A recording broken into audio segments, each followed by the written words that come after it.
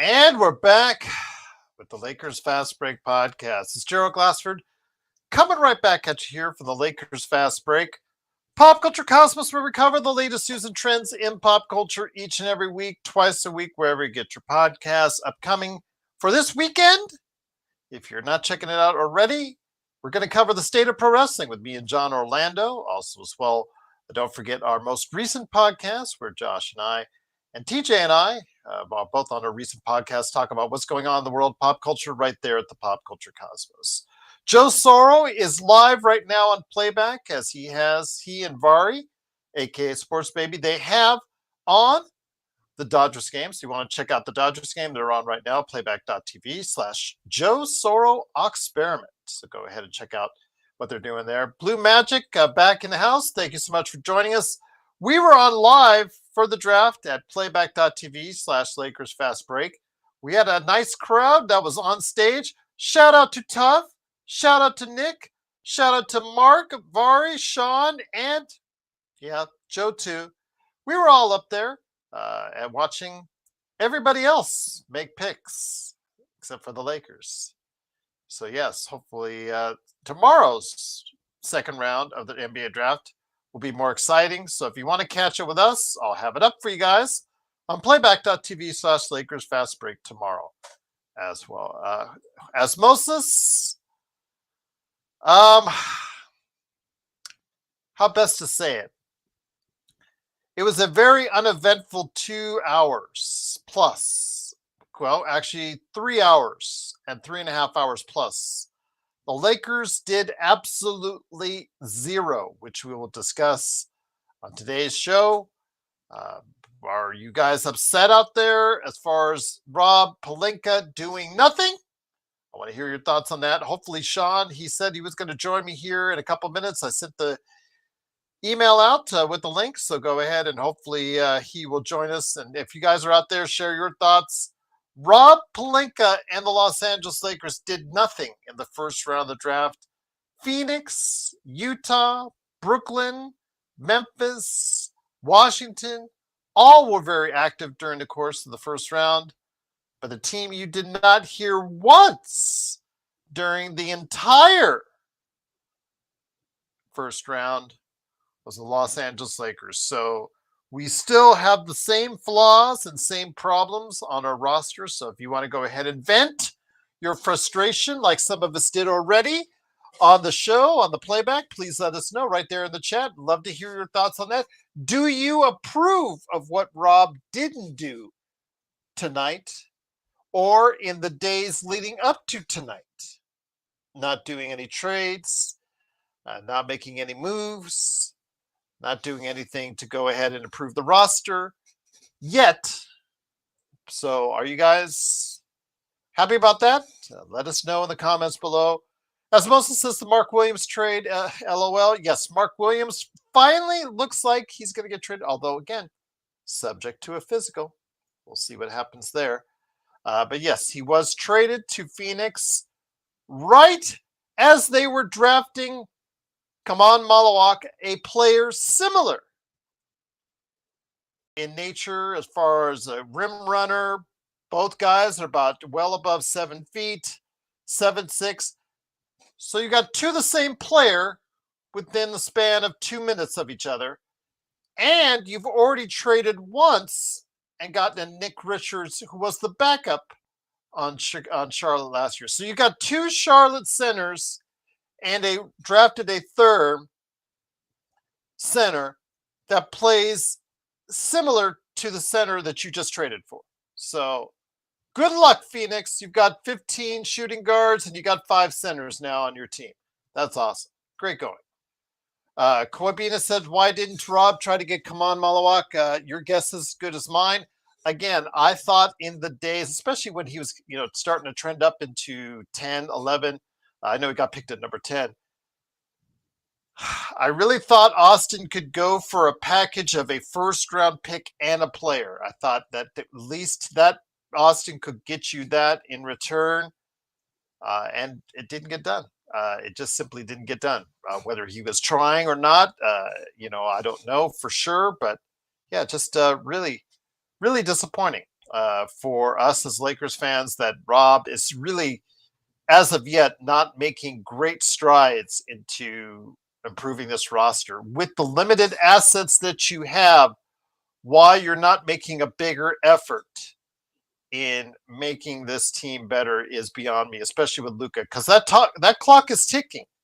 That clock is ticking right now on the fact that you have a wide open NBA. I do not think Oklahoma City is a dominant team in this NBA right now. They have a very good team for many years to come. I'm not going to dissuade you, just say otherwise.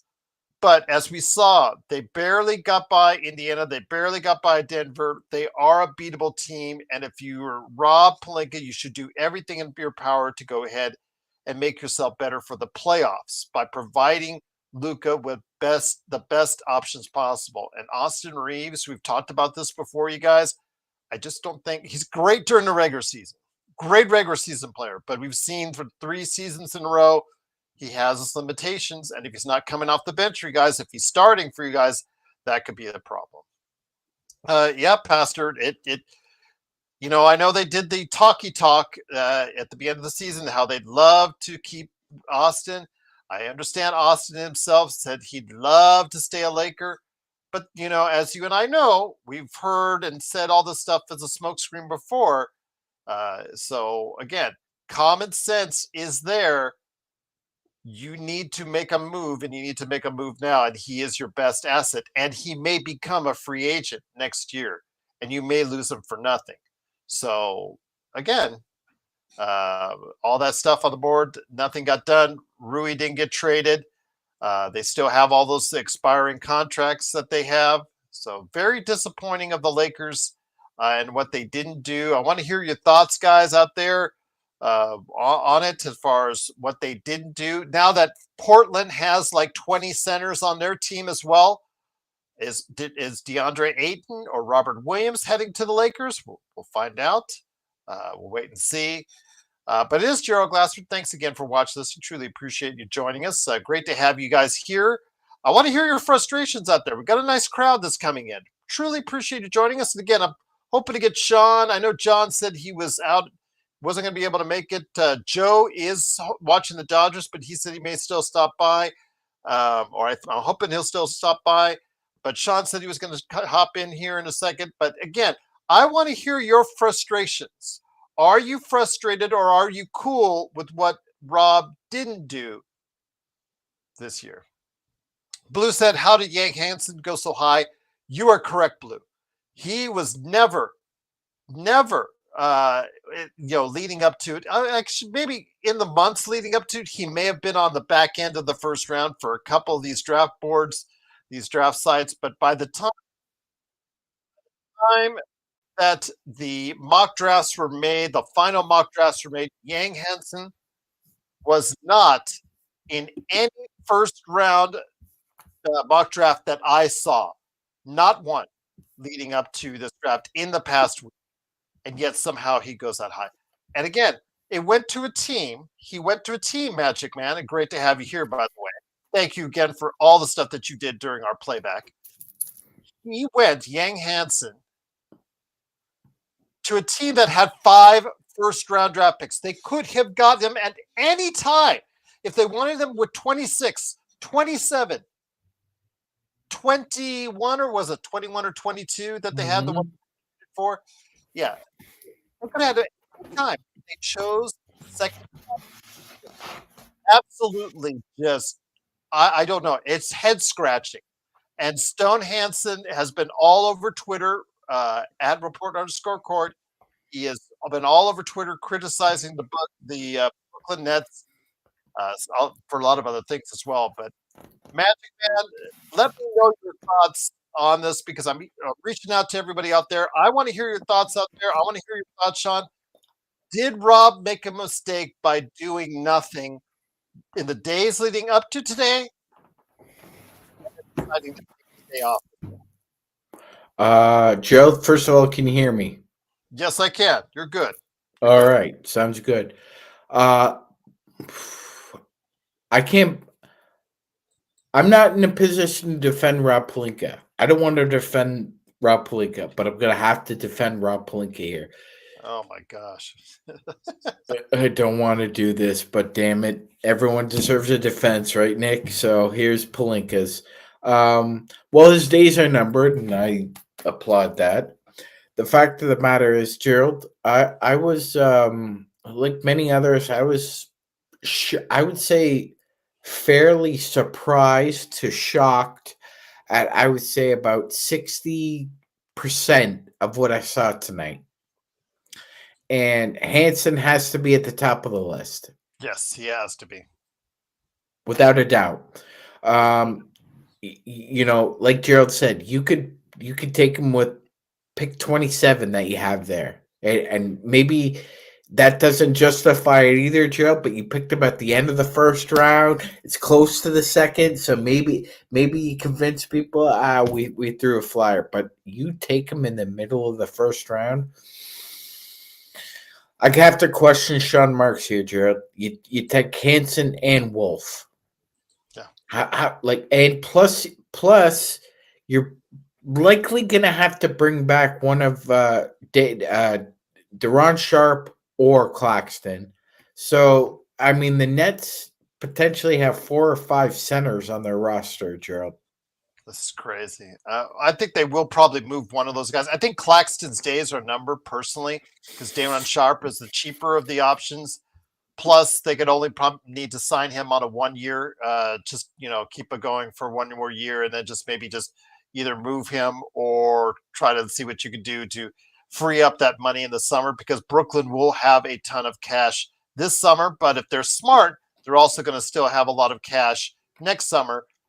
Washington, I'm not going to be so hard on because it's simply the fact that Washington, anything that they're doing is eyeing themselves towards next summer, where they'll have about 100 or million or more available to them on the cap as far as is concerned. So that they're making some smart moves. Yes, it looks bad now, guys, with Washington, but they are making some smart moves now that is going to free up some from money later. I just don't know what's going on in Portland either. Between them, Phoenix getting like 5 centers today. I'm joking, but they now have they drafted a player and within seconds traded for a player that's exactly like the player that they drafted. So I don't get that. First off, and then Portland gets old Drew on his contract. Yeah. Oh, you're on mute, by the way. I'll unmute you. I got you. Go for it. So yeah, just absolutely, Sean. Some of these NBA GMs, I have no idea what they're doing. Yeah, I mean, Gerald, I agree. All due respect. I think the two biggest surprises in this draft was, for me, number one is Kasparos dropping to number 20, and the Godfather is right there to take him off everybody's hands. For whatever reason, I don't understand this move, but you just solved Pat Riley's problems for him, NBA community. Absolutely. I just want to let you guys know that the Miami Heat were laughable at points at the end of last season. They're not anymore because you just handed the Godfather Kasparos on a golden platter. The number 4 on the board for Stone Hansen. That's how high he was. So we talked about there's always that one player that's predicted to be a lottery pick or high lottery pick that drops. Today it was Kasparos Shukonis, and I'll tell you what, Riley May got a steal, like you said. Yeah, Gerald. I think I don't understand this, Gerald. I didn't hear anything negative about him out of Illinois. Not from his coaches, not from his teammates, not from any media around there. This baffles me. It really does, because like Gerald was saying, you're the Portland Trailblazers. You just traded one of your best scorers, so you need to aggregate that back in the lineup somehow. And like Gerald was saying, Kasparos was sitting there. You have a number of other players who are ready-made to score in the NBA, and Portland Trailblazers decide to swing and miss big time here, Gerald. I mean, and it's the same teams over and over again. Like Gerald was saying, I'm willing to give Washington the benefit of the doubt. They look like they're structured and they have an idea of what they want to do. Yeah, they But have a definite plan going forward, Sean. yeah, New Orleans, Charlotte, Portland, the same teams you see in the lottery, Gerald, we're going to see them again in the lottery next year, Gerald, because of moves like Phoenix, because of moves just like this. They keep switching places, but all these teams are at the same table at the lottery. Yeah, it's like it is, man. It's like Alice in Wonderland with these teams in the lottery. Switch places. Oh, Phoenix picked 6. Portland picks 9th. Though this year, Charlotte picks 3rd. New Orleans picks 1st. It's unreal. One of also the teams that also got a lot of notable play was the Utah Jazz. I want to hear your thoughts on that. First off, I want to hear your thoughts on Ace Bailey not working out. Obviously, putting off some teams as far as what happened and how he treated them, as far as not doing workouts with them. Which seemingly, according to rumors that you hear and the stuff that you hear and the insights that you hear, is that that's what they wanted all along. They wanted to go to Washington, where they could be where Ace thinks he could be the best player there. He's now going to Utah, where whether or not you believe in Lauri Markkanen or not, the original, Lauri Markkanen will still be, however you think he is now, he will still be the best player there. So it kind of backfired against him. But your thoughts, getting Walter Clayton Jr. and Ace Bailey, maybe in a backhanded way, it still may work out for Utah, but it's really hard to figure out what the Angels are really doing. Sean, got you there? Are you on mute? I got you on mute. Okay. Thanks, Gerald. Yeah, I was going to answer the second one first. Yeah, it's kind of confounding what Utah's doing here. I mean, we were talking about this during playback. It's almost as if if in the universe of the Jazz, you have a great young head coach, and then you have a semblance of great young players, but yet you end up only winning about 28 games. All these different planets and circumstances are converging on each other, and it looks disjointed and jumbled, Gerald. That's the best way to describe what's going on in Utah. They don't have a true point guard. They've got right now your 2 point guards would be Jordan Clarkson and Colin Sexton, and I don't consider either one of those a true point guard, Gerald. Neither would you. So you don't have a true point guard on this roster. You have a nice group of other guards. Your true point guard at this point would be Walter, Gerald, but Walter is more of a shooting point guard, off ball. He's not really. I still like the pick, though. I still like. I do. Pick. Yeah, I do too. It's sneaky. He needs to develop more of a facilitation game, Gerald. He's like a secondary good facilitator. If primary isn't there, but yeah, he needs to work on it. But yeah, I like that pick too. As far as Bailey is concerned, I mean, first of all, Gerald, unless you're the consensus number 1 pick, I don't think you got the resident onions to walk into any franchise's office and tell them that you need to pick me with a verbal commitment or I'm not going to work out with you. I think that takes a lot of balls, but I also think it takes a lot of immaturity and not understanding what the market is right now, because you haven't worked out for anybody. If you worked out for a handful of teams and they saw what you could do, that would be a different scenario. But since you haven't worked out for anybody, I don't know what I'm investing in. I'm not investing in a mystery box, Gerald. You wouldn't either. We're not investing money in a mystery box. But Utah has, because they didn't see him work out. They don't know what they're getting. And you're right, Gerald, and other people are right that it could turn out that, Ace Bailey decides that he likes okay, so first of all, The physical beauty of Utah is marvelous, Gerald. It's one of the most beautiful places in the United States, hands down, hands down. There's no argument there. But a young man does not want to spend most of his time off in dry counties.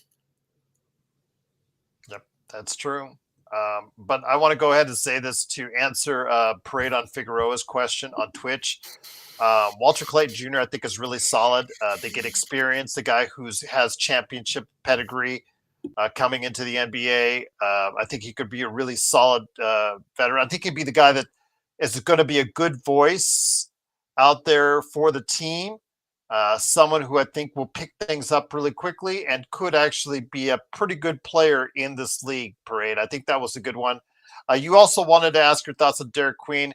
I think he's talented and skilled, but I was concerned because he admitted to teams at the Chicago Combine he was literally not in good shape at all.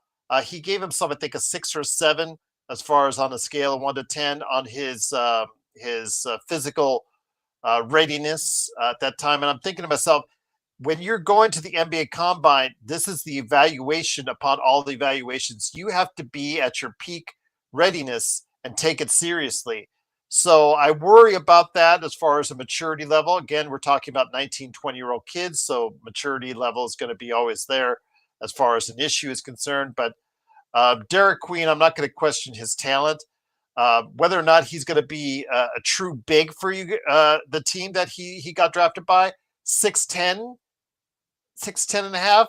He may be a small ball center for a lot of teams, but we'll have to wait and see how that works out. Your thoughts on Derek Queen? Again, I think he's talented. I think he's good. I think he'll be solid. I don't see something that just pops out for me, though, with Derek Queen, Sean. No, Gerald, there isn't. Yeah. There isn't. There isn't anything that pops out. However, for New Orleans, by the way, he was traded to New Orleans. Yes. However, he has an NBA-ready body right now. So he can play right away, Gerald. He's got the physical body to play right now. I also like his footwork in the mid-post to low post. We saw what he could do when it's clutch time in the tournament, Gerald. I think he's along the same lines of, say, a Chris Kaman or an Al Jefferson. I think it's going to be a couple years before you really start to see the fruits of the labor. But yeah, like you said, Gerald, nothing really pops, but he's a solid player. Yeah. Martin, we talked about it during the playback. I really think Cooper Flagg's going to be a pretty good one. He could be a very good one, could be even a great good one. I'm not going to argue with that. He's definitely by far and away the number 1 draft pick. And that's no joke. He's very all-around skill was there. People were talking about comparison or comps. I didn't want to go poor man's Bird, but with more athleticism. But I see a little bit of that, very little of that. But I do see a little bit of that. I see him as a future All-Star. The thing is, he needs to be a 4. And on Dallas, he can't be a 4 because you know who has to play 4, even though he's bigger than the number 5 guy, the guy that's going to play center. He's bigger than Lively, yet he's going to play, because he wants to play at a 4, because he'll groan and moan until he gets his way. Even though at 31, he needs to play the 5. But okay, AD, you have your way on that. I think Flagg needs to be at the 4. I think ultimately for his entire career to blossom out, we'll still see him play well. But I do think that the Cooper Flagg has a great career in front of him, health willing. But I think at some point in time, they're going to have to trade AD and Dallas Magic, man. They will. They're going to have to. How's he going to play 5, Joe? Joe's in the chat. How's he going to play 5 when you got Derek Lively, Daniel Gafford? Yeah, you just signed an extension for Daniel Gafford. Yep. So good luck getting minutes at the 5. Yeah, good luck. And you got PJ Washington just sitting there getting the crumbs of playing time. By the way, Gerald, he plays really well at the 4 too. So this will be interesting with Jason Kidd. How long is it going to take him to figure this out? My guess is, Gerald, we'll get to game 70, and he'll finally figure out that Cooper Flag needs to play the 4.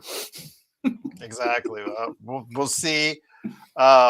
Same thing for Kyrie. I mean, Martin, I don't know if you're a Mavs fan or not, but again, you committed to 3 years to Kyrie, and already 1 year is going to be toast because of his ACL. You committed to this group for 3 years. Gafford has 3 years. Yeah. Kyrie has 3 years.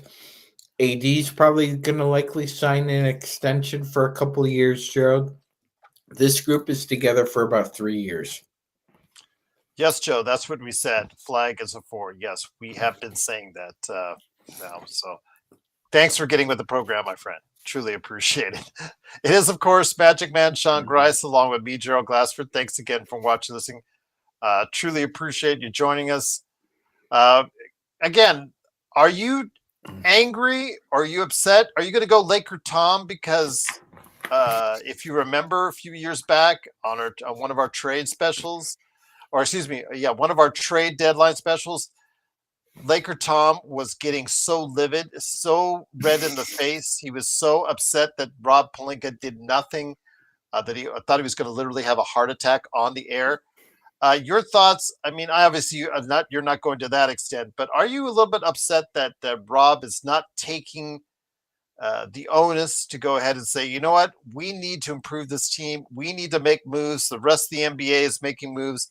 Our team has got some deficiencies that we need to address ASAP. I would say so, Jill. I would say, the left hand doesn't know what the right hand's doing, and both hands seem to be around Rob's what right now. Mm-hmm. Yeah, because you. Yes. Exactly. Because he wasn't there tonight, ladies and gentlemen. And do you know why we know he wasn't there tonight? Because they didn't pan to him once during the pregame, during the actual draft, or I'm watching a little bit of the postgame now. There was no shot in any war room. He ain't there. Yeah, mm-hmm. He ain't there. He ain't there. So, again, Rob Milk Carton Pelinka absent from the NBA draft again, not up on the scouting department again, letting the rest of the league get better and watching the Lakers stay like this again. Enough's enough, Gerald. Enough's enough. I'm not looking for anything spectacular, but do something. Try something. We didn't hear anything, not a peep out of anything the Lakers were whispering or trying to angle themselves towards. Not a damn thing. And my guess is Pelinka was at home on Wayfair or speaking to his wife, doctor, about where they're going to move next because they can't afford to live in Beverly Hills anymore. Exactly. Who said trade Dalton for Yang Hansen? Let me see. Oh yeah, YYC is in there. Trade Dalton for Yang Hansen.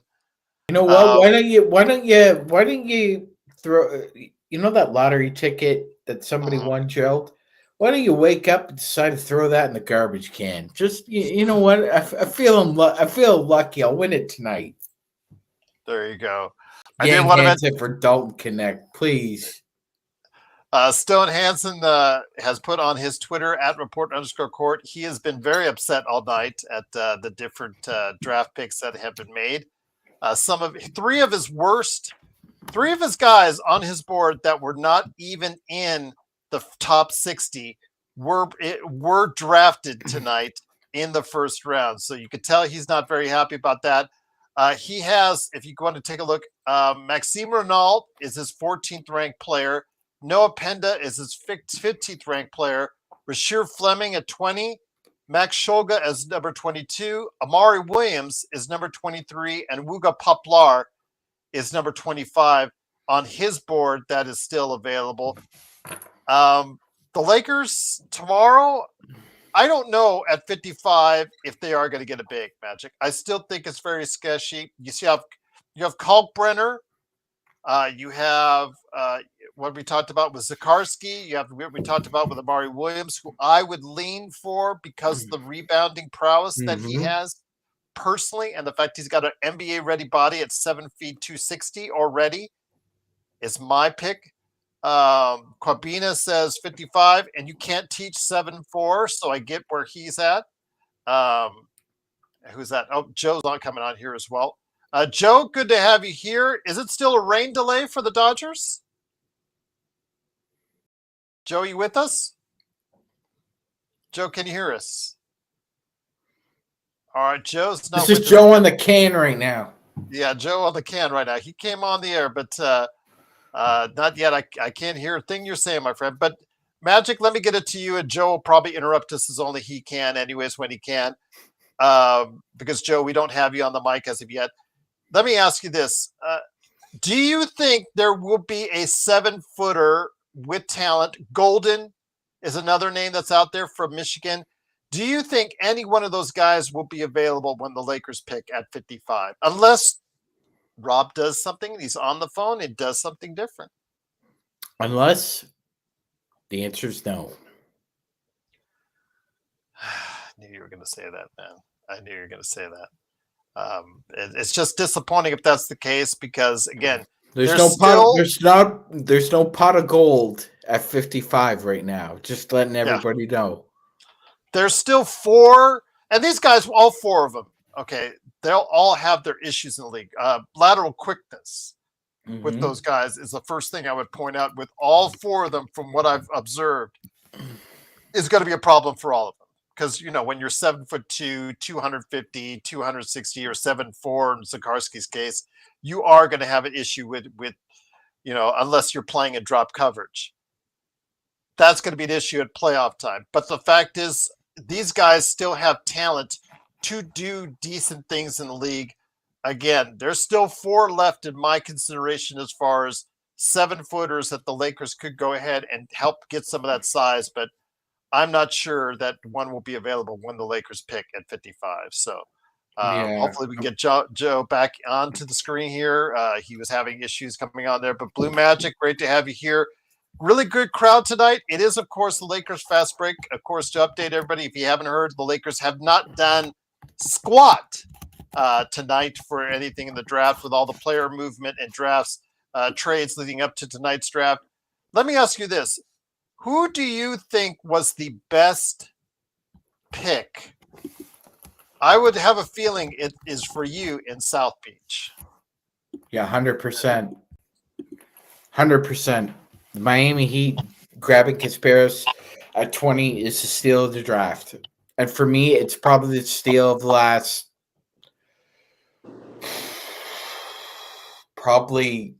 I would say 5 years, 6 years, Gerald. Because he's that good. He's immediately going to be their floor general. And he has weapons around him. This means that the Heat don't have to trade where Gerald, the Duncan Robinson contract is still really bad. It's still really, really still bad. There. It's still there. They're slowly getting off it, but it's still there. If Riles can find any sucker for that one, and he gets a star, watch out. Yes, Lakers Nation, DeAndre Ayton noise is getting louder and louder because they have 15 centers now on Portland. I'm kidding. But they do have more size there, which they really didn't need. But Joe Soro is here. Joe, can you hear us? You can hear me, right? Yes, you're good to go now, my friend. Good. Yeah, I couldn't help but chime in because of you guys' Rob Pelinka lingo. Rob Pelinka is in a situation right now where he's going to be looking for a job soon. So there isn't any motivation for him to do anything at this point. The sale of the Lakers is going to be official in the next week, you said? Yeah. No, it's later this year, actually. Later this year, I think.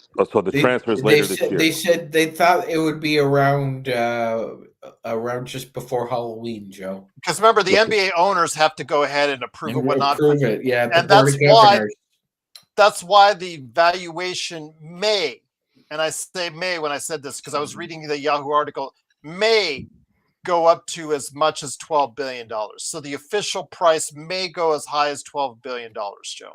Very nice. They're going to approve that because that obviously enhances all their investments and their worth and their net worth. So that makes sense. The Lakers are probably focused more on the free agency at this point. I don't think they're going to be focused too much on the draft. This isn't one of my favorite drafts. I thought it'd be better last year than it ended up being. It's probably why Stone was going nuts halfway through the back half of the draft, because I think a lot of these teams picked players that were not top. They weren't top first picks, but it reminds me a lot of what happens when teams are desperate to draft a quarterback in the NFL and they're willing to sacrifice a first round pick to get a quarterback, just to get a quarterback to see if they can get lucky. And that's pretty much how today's draft went. And I wish I had more time to do more investigating in college basketball so I can know a little more about the NBA draft. But, I can only watch 4 hours of sports every day before I'm like, well, it's either I'm staying home all day or I'm making a living. But the draft was, I don't know. We'll see what good scenarios come about. I have no idea how this is going to turn out. We're going to know probably in two or 3 years anyways. But as far as Rob Pelinka is concerned, as far as the Lakers are concerned, I just wanted to let everybody know that the Lakers are in good hands. It's going to be official here in October when Mark Walter and his group takes over. And I'm just going to tell you guys, wait and watch and not to worry.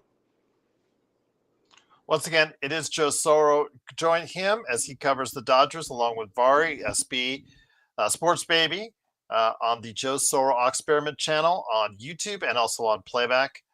Lakers Nation didn't watch the draft. You didn't need to because the Lakers did absolutely nothing. So, Joe, you don't seem too concerned that Rob not being active is a big indicator of what's to come. No, not at all. Rob is going to be set aside sooner than later. And Mark Walter, and I'm going to say this now because I think it's a reality. It's not so much anything other than reality. When ownership comes into a business, they like their own guys. Typically, that's the rumor. That's the pattern, right? More so than that, Mark Walter likely already knows who he wants in these positions. So don't be surprised. Oh, by the way, Michael Conforto just hit a home run, and this is after Muncy hit a grand slam. So Dodgers are doing pretty well right now. But anyways, I'm going to say this because I think this is what's going to happen. If J.J. Redick doesn't knock the socks off the Lakers this season, you probably will see a replacement there as well. So, Rob, anyone in the front office, your favorite couple in that place, I'm not going to say their name because I hate it. They're all going to be gone. And Jeannie will stay there because she is kind of like the Magic Johnson of the Lakers now. That Magic Johnson's that face of the LA Dodgers to a certain degree, kind of like the mascot. And that's what she's going to be because she still loves to be around her team. And I get that. And there's some value there in that for her. I could see that. But I don't, that's not going to be long either. I don't see Jeannie in her late 60s, being around a bunch of,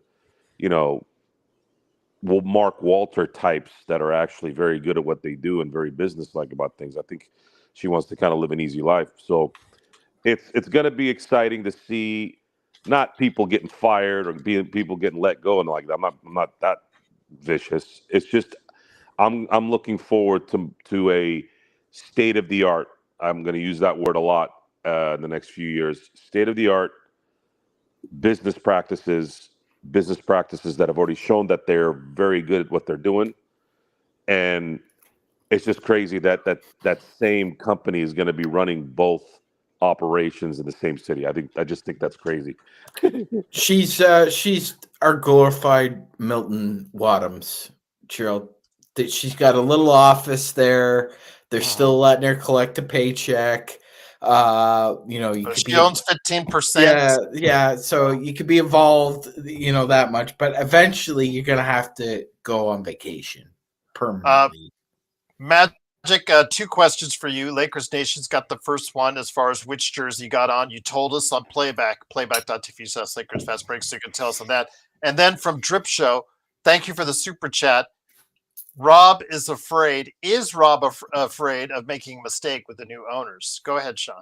All right, so I'm currently sporting the 1979-1980 Irvin Magic Johnson rookie jersey that he wore on draft night. Magic Johnson is the greatest number 1 overall pick in all 4 major sports. The number 1 overall pick with the most Super Bowls in NFL history is Terry Bradshaw with 4. The most number 1 overall picks with Stanley Cups in the NHL would be Guy Lafleur with 5. Major League Baseball, don't even go there. And nobody compares as a number 1, like not even LeBron, Gerald. As far as the hype is concerned, LeBron and Irvin are there. But Irvin has 5, LeBron has 4, and he's the greatest number 1 overall pick in major sports by far. And Can you just not do the Danny thing? Can you just do the just I know he wants to see the 32 on it. Oh, so. It's the huge block letters one.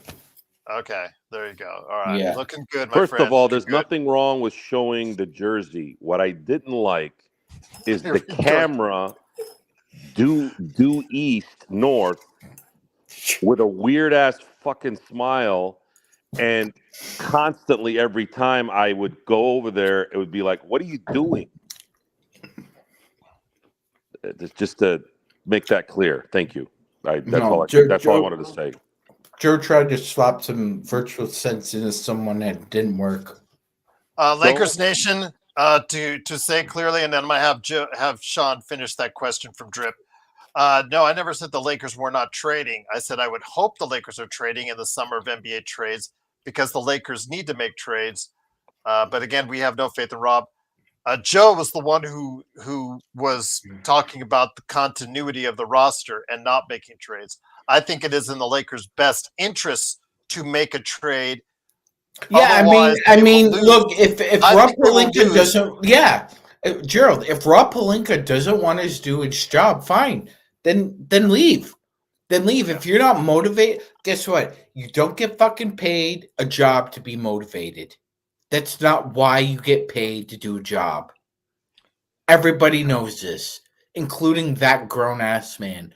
So yeah, I know that Tough, who was on the show, asked me if halfway through the draft I think that Lakers are going to make a move the rest of the evening, and I said no. Yeah, because they just, again, Rob, if he would have made a move, would have made it already. And that's another thing. Like, if there was a move to be made, somebody would have made it, but nobody really made a move tonight.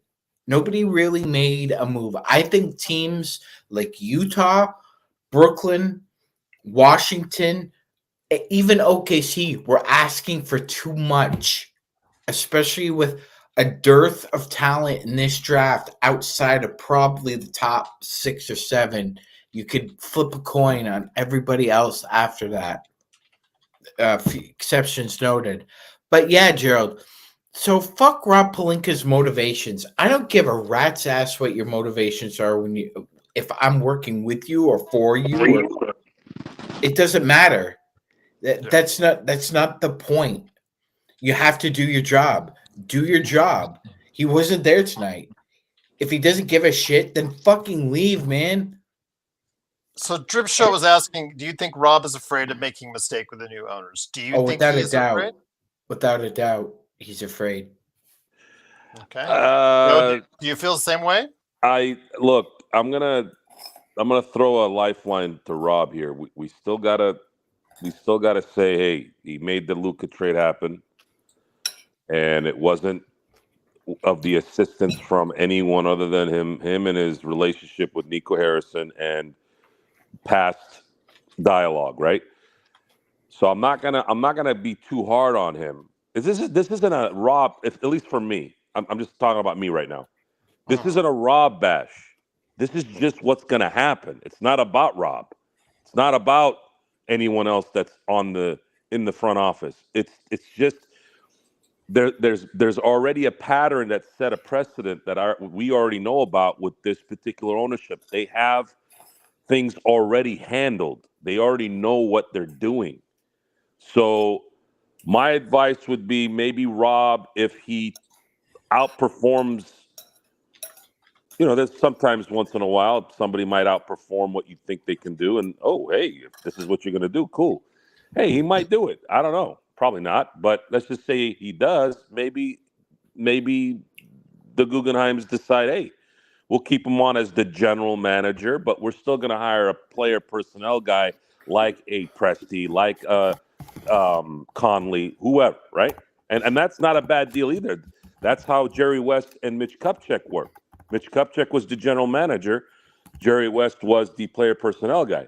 So that might happen. He might. Remember I told you guys, I would rather have, I think where Rob Pelinka would flourish is just making sure the offices got paper and paper clips and shit like that, right? Like, hey, you're talking about a gopher, Joe? Yeah, man. Hey, take care. Make sure the floors are clean. And again, he's going to have a lot of resource now, right? He's going to have an unlimited resource to make sure those printing and press and video devices, all those things are like top of the line. Hey, Rob.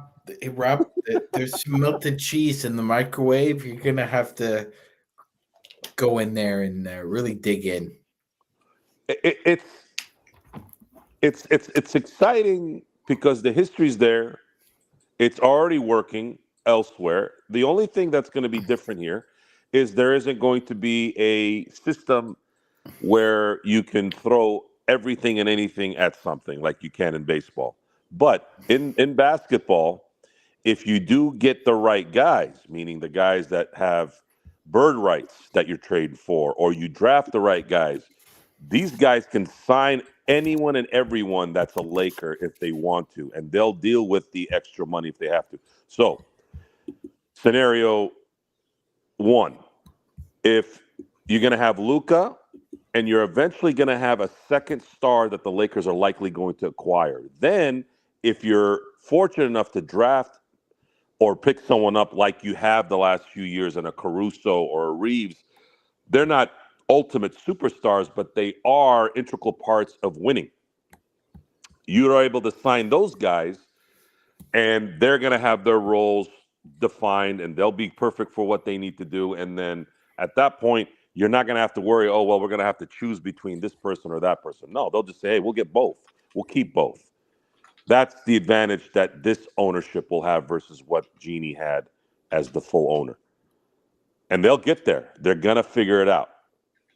Jerry Buss, God rest his soul, Jerry Buss used to say, whenever they would keep changing the CBA, like, we'll figure it out. This is quoted, by the way. I didn't make this up. He always said, we will figure out a way to get the player. Don't worry about that. Let's just see what happens. And I wanted to really, really make this clear. The Buss family have done more than any ownership, in my view, since 1979 in any sport, in any team. You cannot argue against 11 championships and a culture that has defined basketball. And Sean, you said Magic Johnson's the number one first overall pick in all the sports. I have never thought about that. I think you're 100% right. That might be the best assessment I've heard in terms of grading. I never even thought about that. Like, who is better than Magic? Seriously, 5 NBA championships, a culture shifting.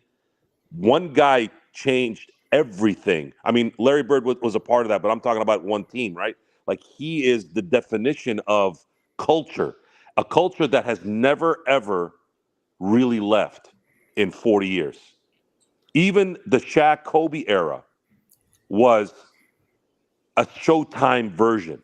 of what that was. It It wasn't was like exactly a, yeah, it was like a flash. It was like a Yes. flash in the And pan. I Yeah. said this. I remember I said this in '01. I said, look at the ending lineup on the Lakers. You had Derek Fisher, you had Rick Fox, you had Robert Horry, Shaq, and Kobe. I go, this is the best looking starting lineup on top. Like, this is as Hollywood as you can get, and they're every single one of them were mean motherfuckers too. Like mean, wanted to win. Like, this was the perfect five.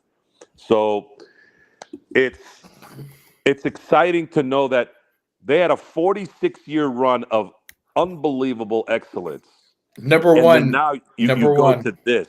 I mean, how lucky are we as Laker fans? I mean, if any Laker fan is just Well, I you know what, Joe? I think one of the best. I think just it fits her is that Jeannie is now the Lakers caretaker. She was a caretaker. She was a caretaker in between eras here. She made sure that she took care of what was already a golden goose, and then she passed it along to somebody who would make sure it thrived. So I think caretaker would be a good phrase to bestow on her. well, the fact that she sold the team to the best ownership in sports only shows that she really does care. You hear that, Stan Kroenke? Go fuck yourself. I think Kroenke had his time. He won in Colorado. He won in LA. He won in Colorado.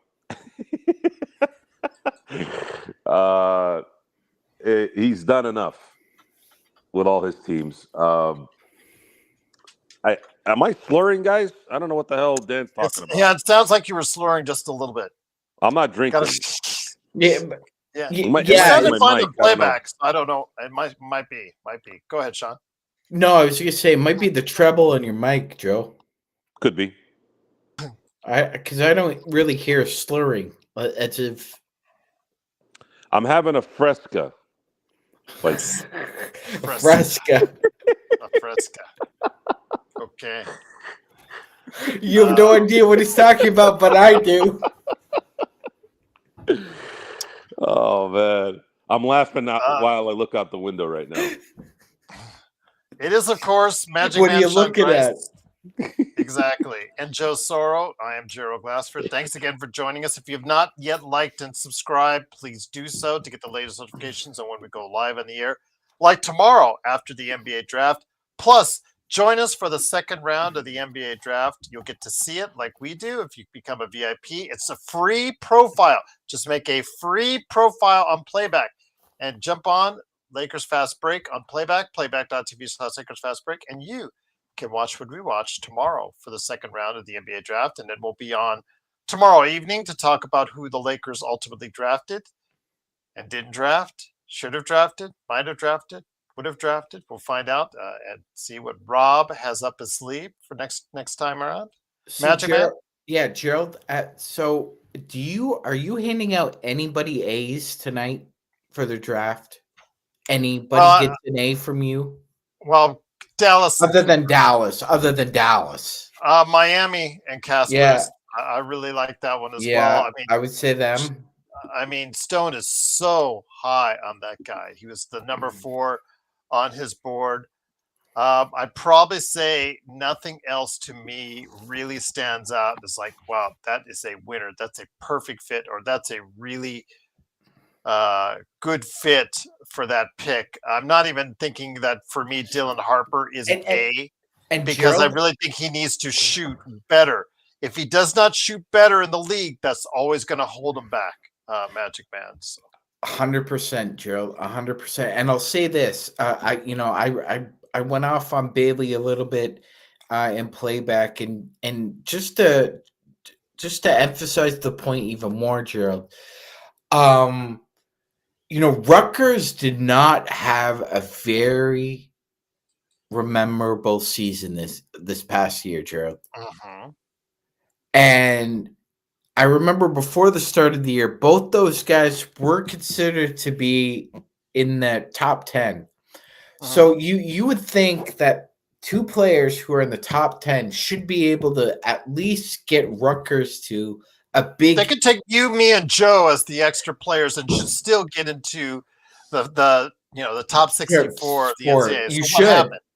That's like What Illinois. happened? Illinois had the 20 and 21st pick in the NBA draft. Why did they have why didn't they have a better season in the Big Ten? 100%, especially considering the previous year you went to the Elite Eight. Yeah. So, Gerald, it's not necessarily fingerprints on what a player is, but it's a good window into what kind of impact they have on a team. I think Dylan Harper is a very good player. We'll see how it translates with the Spurs. Gerald, we have no idea what the hell Ace Bailey is going to be in the NBA, and neither did the Utah Jazz. They took a big swing here, and Gerald, there is more than probably a 75-80% chance that I would say Joe will visit Disneyland a dozen times before Ace Bailey stays a Utah Jazz. Absolutely. But I think, Legend of Experiment, Joe, really likes Carter Bryant.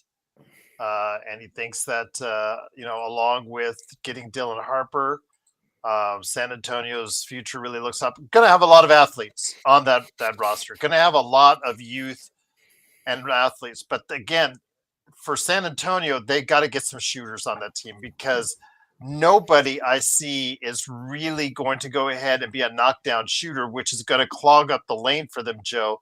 That's going to be a problem unless they solve it through free agency or through trades this summer. Yeah, I'm curious to see what's going to happen with San Antonio and their identity. I don't like the blood clot thing with Wemby, by the way. I'm holding judgment on that until I see him play. I don't like the word blood clots. Blood clots and torn Achilles seem to be an ongoing theme in the NBA right now. I might be overthinking it, but at the same time, I'm like, well, is this going to be a reoccurring thing? If they're as good as Wemby goes, right? So if he's healthy, if he's playing, then I think everything else comes together. Castle's a good player. Fox is a good player. Fox isn't going to be the shooter, right? But he's going to get to the basket. So finding shooters when you have everything else, I think, is a little easier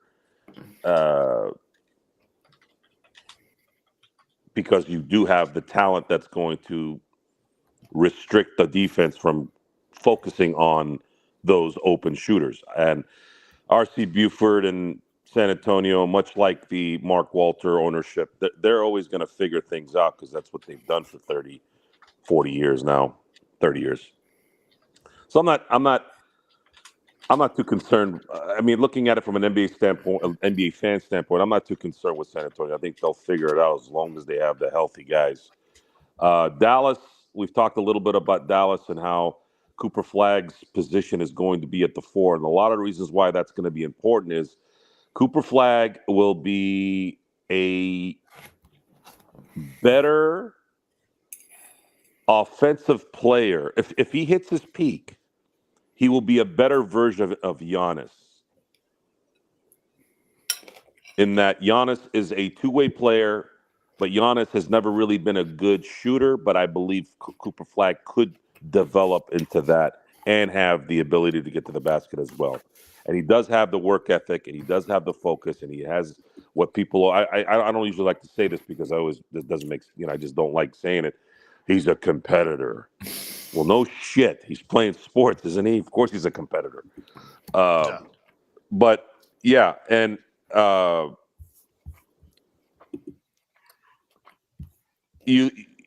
Oklahoma City just showed the NBA that you don't have to. This is the scary part about the shift in the NBA.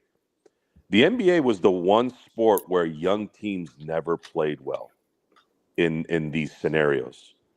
This is the second youngest team in the NBA, and they just won a championship. That shit happens in football. That doesn't happen in basketball, in the NBA. Remember the Dallas Cowboys when they won their first championship? They were the youngest team in the NFL, right? And they were a juggernaut. This is the Oklahoma City Thunder with the leadership they have, with Presti being the best executive in the league by a mile in my book. If they're going to win at a young age, they're going to continue to develop. This might be the one team that might have that ability to go on a run here. But I do think they still need one more guy, one more star to play with Shea. Because I don't think anyone else on this team is a star, even Chet Holmgren. Well, I agree with you. They need more ways to facilitate their offense because at times it really looked bad in the half court. So I really think they need to go ahead and do something about that. And if they don't, it leaves them very vulnerable for someone to come in there that can be better in the half court if they limit their turnovers and also limit the number of fouls against Oklahoma City. So, I'm going to answer this. So, Legend of Experiment, he goes, Joe, they didn't really play anybody. See, I'm noticing a theme the last 2-3 years. They didn't play anybody. You guys are watching what's going on in the NBA, right? People are dropping like flies. It doesn't matter anymore. They're not making it. Guys are not making it through the season. Whatever that reason is, that's a discussion for another time. But that excuse can't really hold any water anymore because it's happening every year. You're having the Lillards blowing out a tire. You're having the Tatum's blowing out a tire. You're having the Tyrese's blowing a tire. So it's becoming a norm now. And as far as looking at, let's say, Denver, right? Denver was probably the hardest. I mean, Indiana took OKC to the brink too. But Denver, Aaron Gordon was playing on one leg, right? Michael Porter Jr. was jacked up. Jamal Murray was jacked up. The only guy I think that was sort of healthy was Jokic. But that's because we're talking about 2020, 2021, 22, 23, 24, 20. You're talking about 6 seasons of those guys just getting deeper and deeper and deeper into those playoff runs. And some of them won a championship, and it's wearing on these guys. I don't know if it's the training. I don't know if it's the aggressiveness or the labor intensiveness of the NBA now. I don't know what that is. Joe, it's very simple. I know a lot of people are trying to complicate this. It's very simple. You know what the problem is, Joe? What? You take a basketball player who also plays football and tell him you need to pick one or the other. And you're going to play it 12 months out of the year, every day, and it's going to be wear and tear on the same parts of your fucking body over and over and over again. Instead of beforehand, what happened was athletes at college and the professionals, Joe, in the 70s, 80s, and 90s, and it's been documented, played multiple sports, exercising multiple different muscles and different body parts, and they didn't experience the injuries that these guys experience today. There's a lot of merit to that, and you're probably right. That's part of it. I think I've thought about this the last few months. You know, there's a lot of discussion on why demographics are changing in the NBA and changing, especially in baseball, right? There's a certain culture in baseball. It's either the Caribbean players or it's the American players, right? You're not getting a lot of. I mean, the Japanese players are probably the next phase, and then you look at basketball in the sense of who has the chance to get the notoriety or to the level that they need the attention to have people look at them, right? The more resources you have now, the more games you play, the more tournaments you're in, the more travel ball you're in. Those are the ones that are starting to get into the leagues, and they're playing more games. There was a time where there was an off season. So college basketball, when they played college basketball, it was over in March. And these guys didn't play in April, May, June, July, August. They played in October. So now you can't do that. Now you're playing in other things so that you can get the attention and people know who you are because everything's about attention, attention, attention, and marketing, marketing, marketing. And they're wearing their body out early. And then on top of that, they're playing longer in the league. But what they're doing is they're only playing 60 games out of the 82, and a lot of them aren't making it through the playoffs. So it's a lot of different reasons why. You notice they don't do that in football because you can't. See, football hasn't really changed other than guys are bigger, faster, and stronger, right? But they've curtailed that a little bit because of CTE and all that. But you look at football, you cannot play football in the summer and kill yourself like you can during the regular season. You just can't. Sure, there's mini camps, there's training camps, there's, things that you can do that can, get you in shape. But you can't play week 1 through 17 at any Joe, part of the year. the body needs rest. The body needs rest. It does. There's a refractory period here, and I'm pissed off. You're pissed off. Gerald's pissed off. I think this has been a problem in the AAU system for a couple decades. They just fucking wear and tear these kids into the ground, and they don't say, you know what? We played heavy tournaments in June and July. Gerald, I think we could take August off and rest up. We probably can. Seriously, instead of after summer league, it gets pretty slow. Because Gerald, we're also seeing a proclivity of more non-contact injuries in basketball than other sports as well. Yes. There's currently eight Achilles injuries to have taken place in the past, I believe, 12 calendar months, if I'm not mistaken. So, ER says Joe's laying in bed eating Cheetos right now. Okay, if you, I'm laying down. I'm not eating Cheetos though. But we live in a different era as well, too. This is an era where you can't take a break. Like Joe was talking about the NFL. Mm-hmm. I remember Anquan Bolden, after a really good year, shortly after he retired, Gerald, there was a documentary, and he said that one of the lessons he learned was that he had to work out 12 months a year if he wanted to be an all-pro in the NFL. It wasn't the season's over in January and I could take a couple months off and get back to it in April. No, he said I took 2 weeks off and I was back at it. Well, there's definitely and some guys can handle that and some guys can't. It depends. But it has to be curtailed. But you can't keep pushing everything that's square peg and trying to fit it in a round hole, because you're gonna get Achilles injuries and you're gonna get ACL injuries. And this is what's go ahead. It depends on, look, genetics play a huge part in a human body's ability to handle things. It's everything. There's Joe, where do you think LeBron had? Okay, so I'll ask this question, but differently, because I've asked it to other people too. Gerald and Joe, would you say that the one area that separates LeBron James from everybody else in sports, as far as longevity and productivity, is rest? He's found the ability to rest when others have not. You're right, because there is discussions that he's had about how he loves to sleep. Right? Yes. He sleeps a lot. That's the biggest thing. So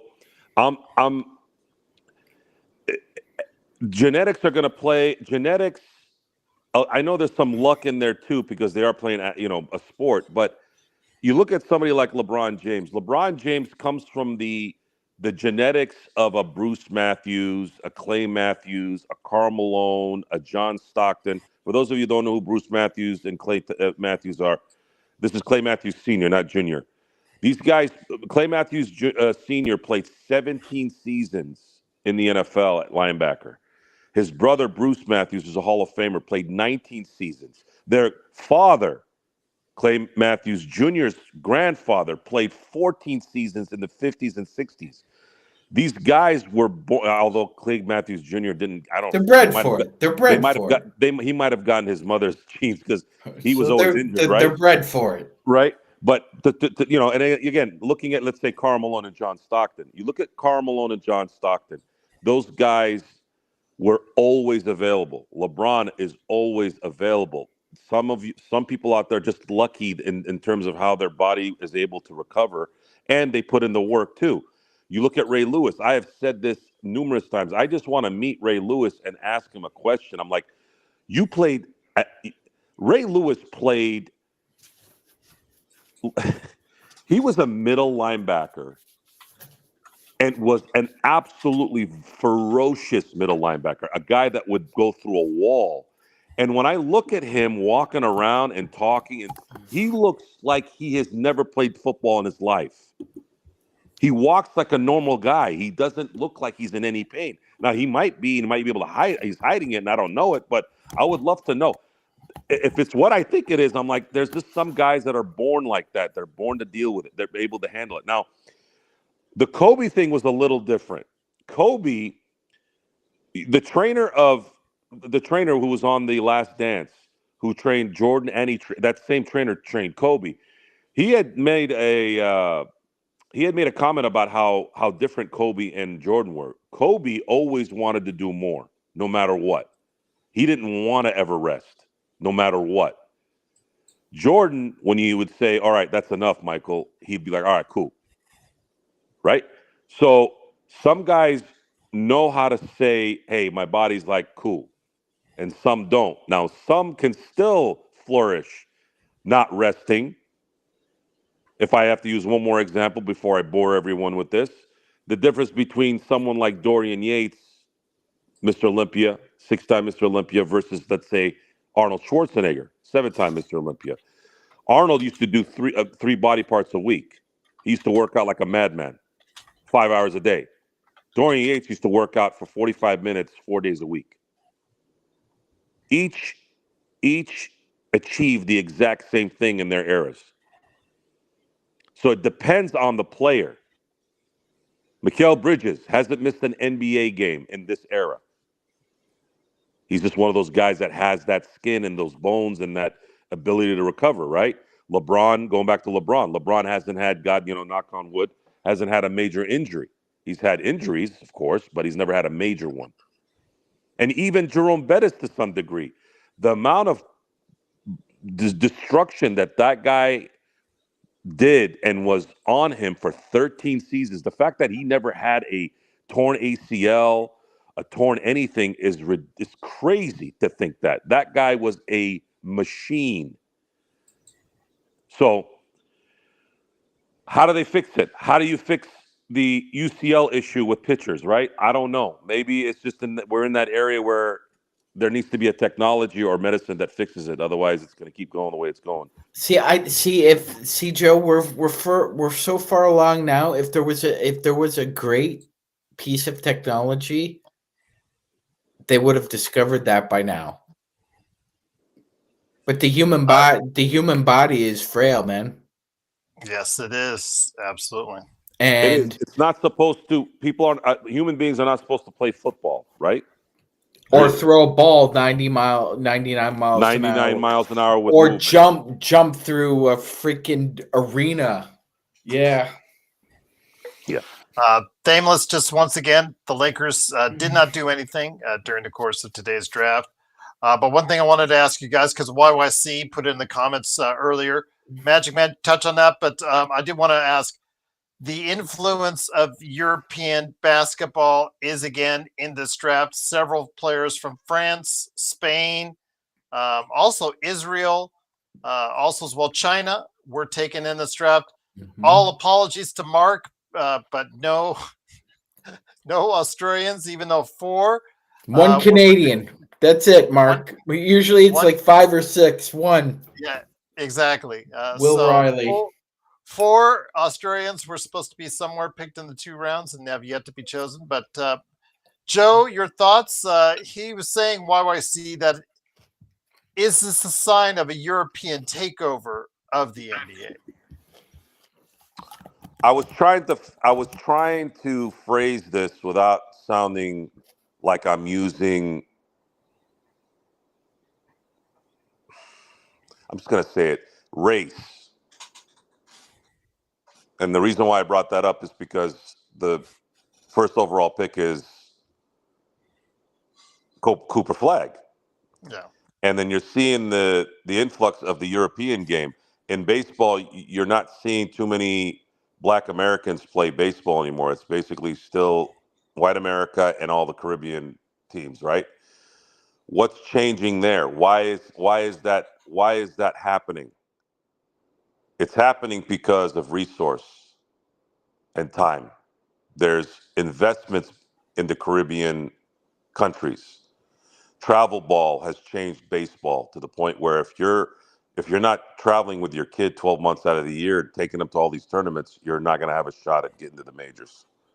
Then you go to in the NBA. Everything is geared towards, I guess, preparing that player to get through that 1 year of college and get him to the NBA. No one can really showcase themselves in a normal manner like they used to, and let them be discovered. Now you got to go make them look at you. Otherwise, they're not gonna look at you. So who has the resource is going to be the key. Who has the resource? Which parents have the resource to get their kid where they need to go? Now, there's a little bit of that. There's always been a little bit of that there.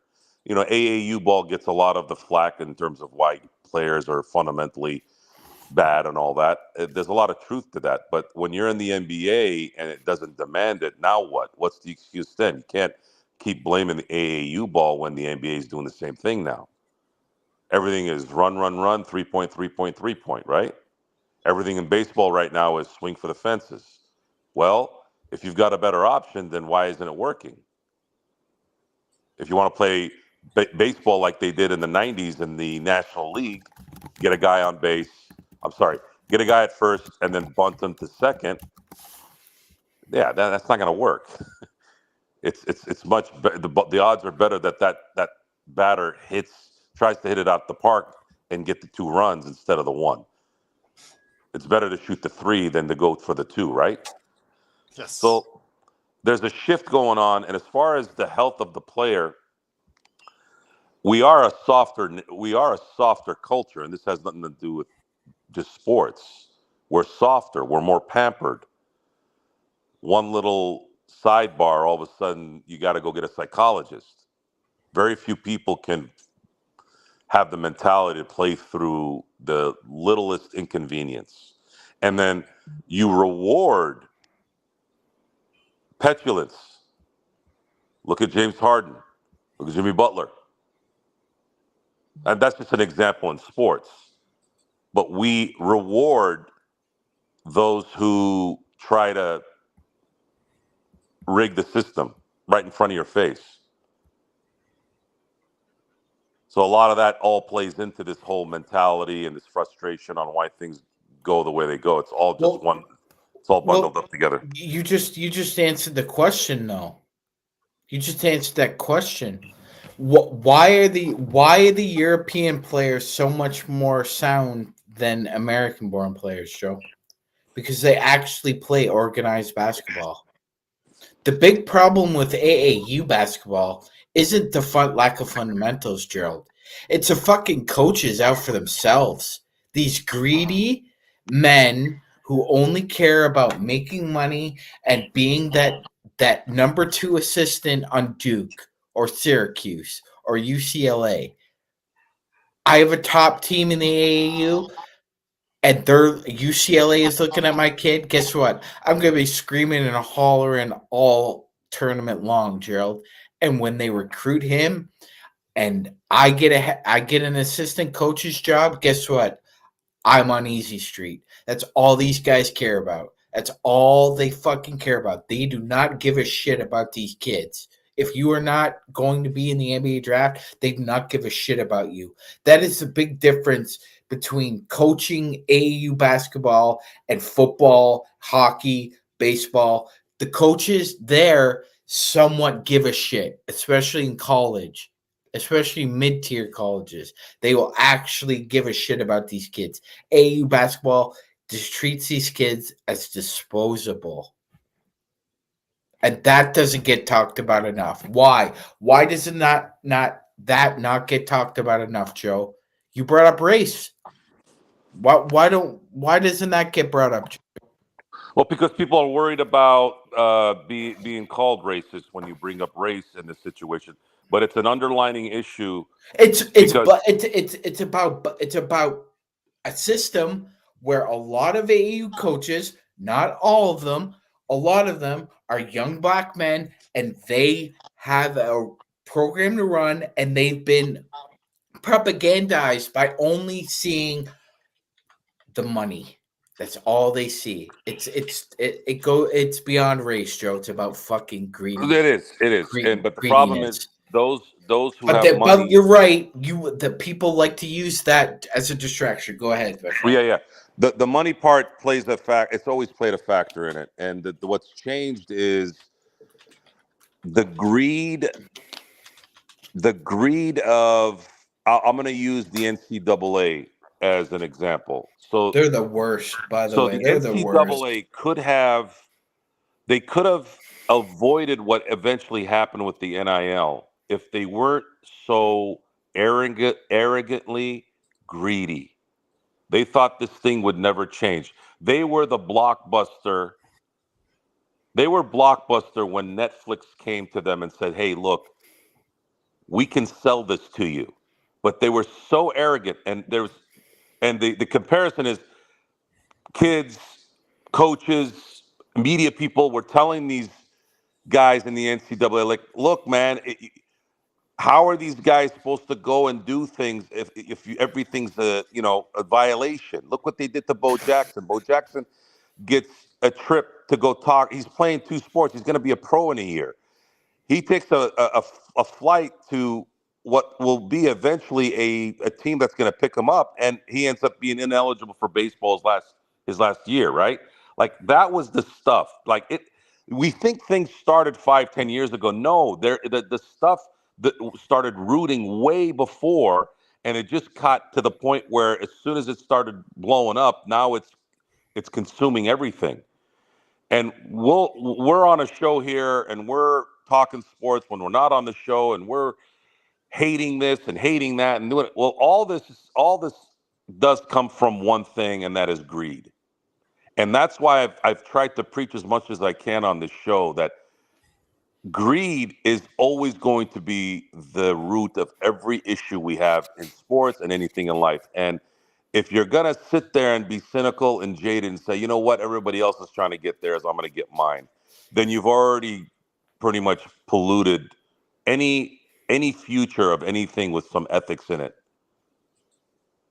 You're basically turning into Las Vegas. People accept that Las Vegas is a shithole, and we're just going to go there and be shitheads in a shithole, right? Hey, all sins stay in Vegas, right? Now, that used to be okay a little bit because you had a chance to win in Vegas. You had a chance to You're way off, Joe. You're way off. Well, I'm just saying, I'm using that as an example because people can relate to that. I was going to compliment Vegas for a minute, but you interrupted me. Vegas used to actually reward you sometimes. Now they don't reward you with shit because of the greed. Because now they got to get back what they lost. And in the end, we're going to sit here, we're going to watch it. We're still going to watch it, and we're still talking about it. And if we're going to sit here and say it's a problem, yet we're still supporting it, then we're the problem too. So it doesn't matter in the end. We're the problem. We're the problem we're complaining about. Hey, by the way, what was that idiot experiment? I've never used any gear, so you can suck my ass. Same thing for you. I've never used gear. Okay, so yeah, you can stick that up your rear end. Yep. Once again, it is the Lakers Fast Break. Thank you for all the new people that are showing up today. Please like and subscribe. But you guys, will regret your trolling, because your trolling doesn't work with us. And if you get Joe mad, he's just going to go off on you, and it makes great content for us, and it makes a headache for you. And that's all I'll say. And we'll just leave that alone. Some are So, masochists. Some like that negative attention. I get it. oh man, then they need to go to their local BDSM parlor then instead of stopping by here, if that's the case. But it is, of course, the Lakers fast break. The NBA draft first round is done. Lakers did absolutely zippo. Okay, Nothing. so for Gerald, Blake. I want everybody to know that after somebody did some digging here, it looks like Colin Murray Boyles gave the Zach LaVine reaction to being drafted by the Toronto Raptors, Gerald. Zach once did with being drafted by the Minnesota Timberwolves. There were a lot of F-bombs. I just a lot of uncertainty there because of who they have. Scotty Barnes already playing that type of role, so I don't know if it's the greatest fit in the world. But Joe, I asked Sean what his best fit was. It's funny because Kevin O'Connor of Yahoo Sports hates the Kasparas. It's the worst pick in this draft for him is the Kasparas pick, which again Stone is extremely high on.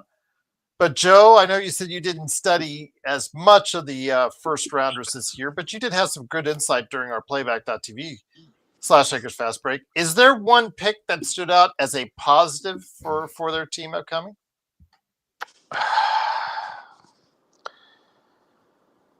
That's a good question.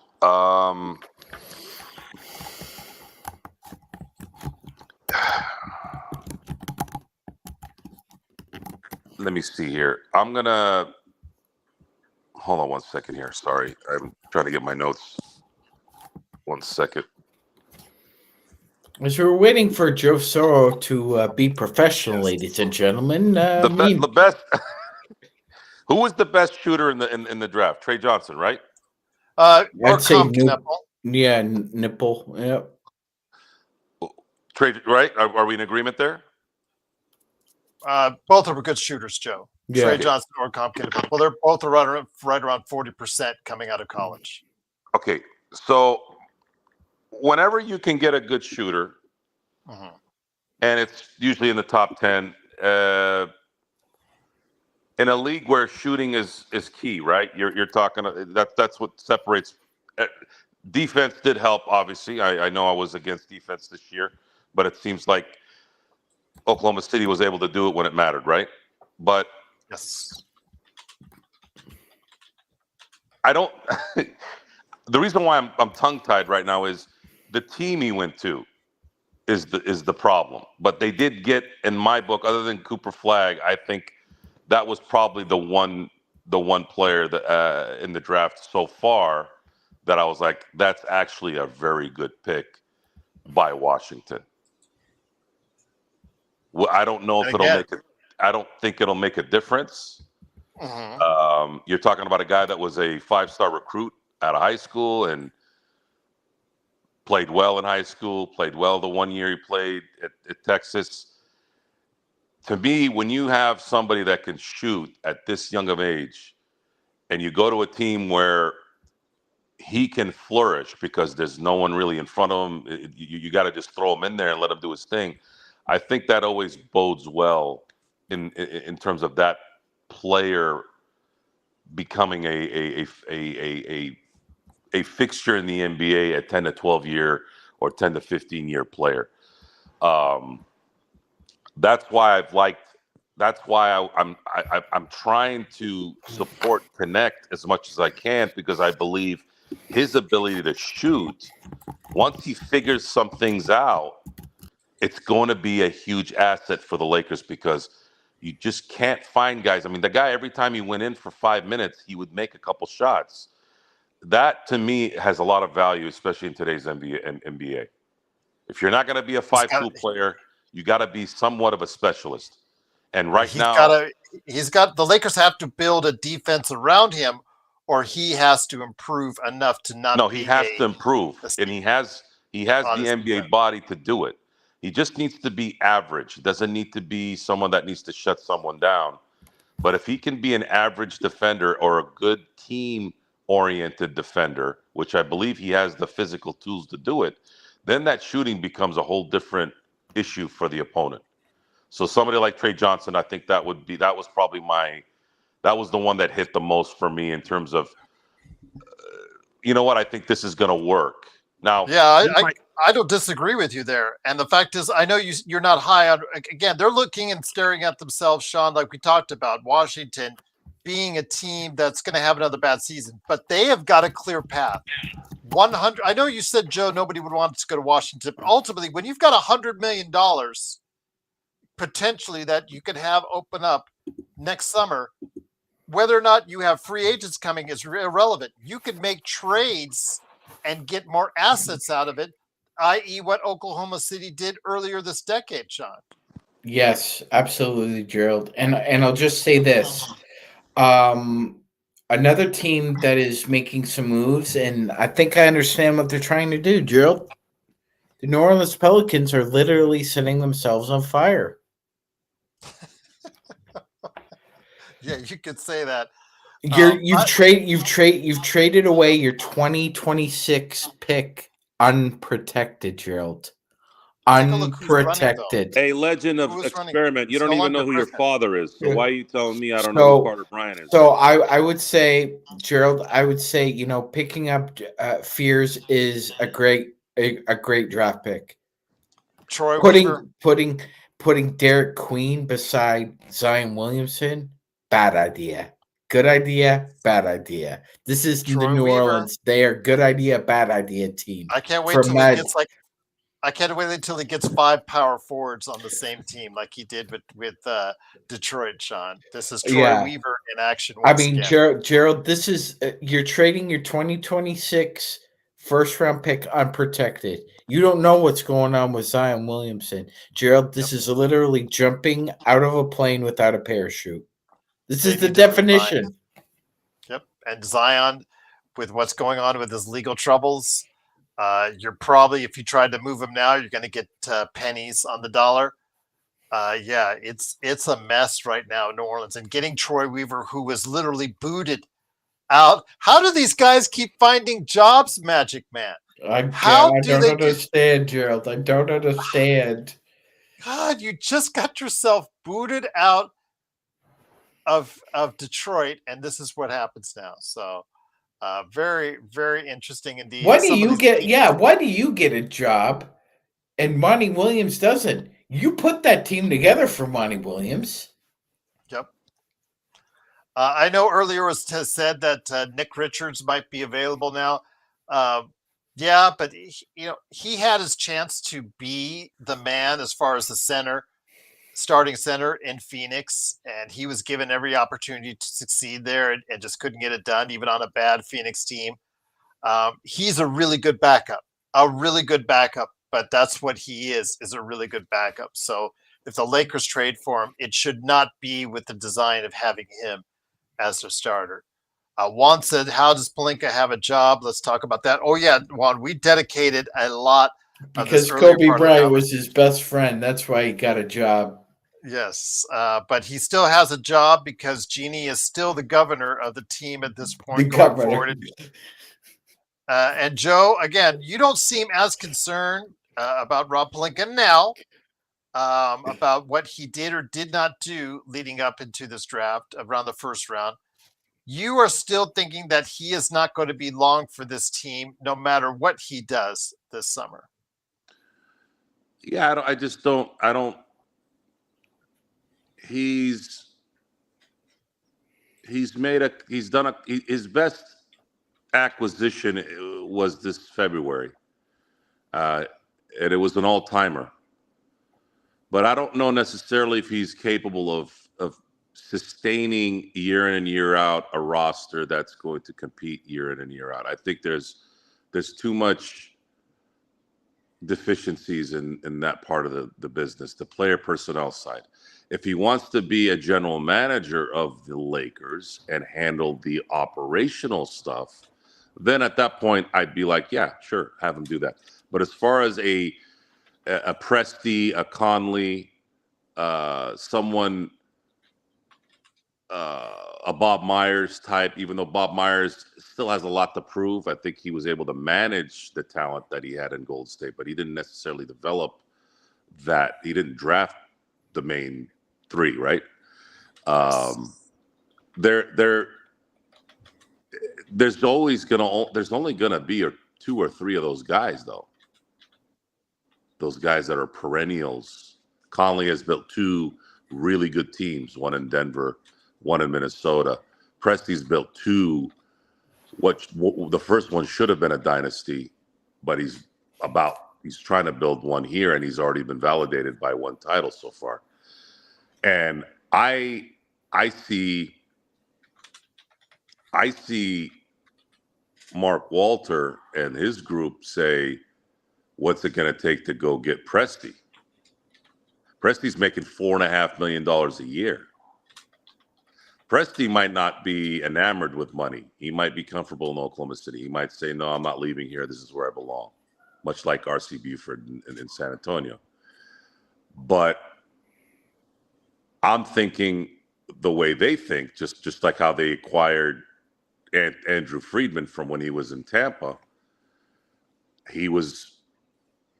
Andrew Friedman is one of the best, if not the best, player personnel guys in baseball.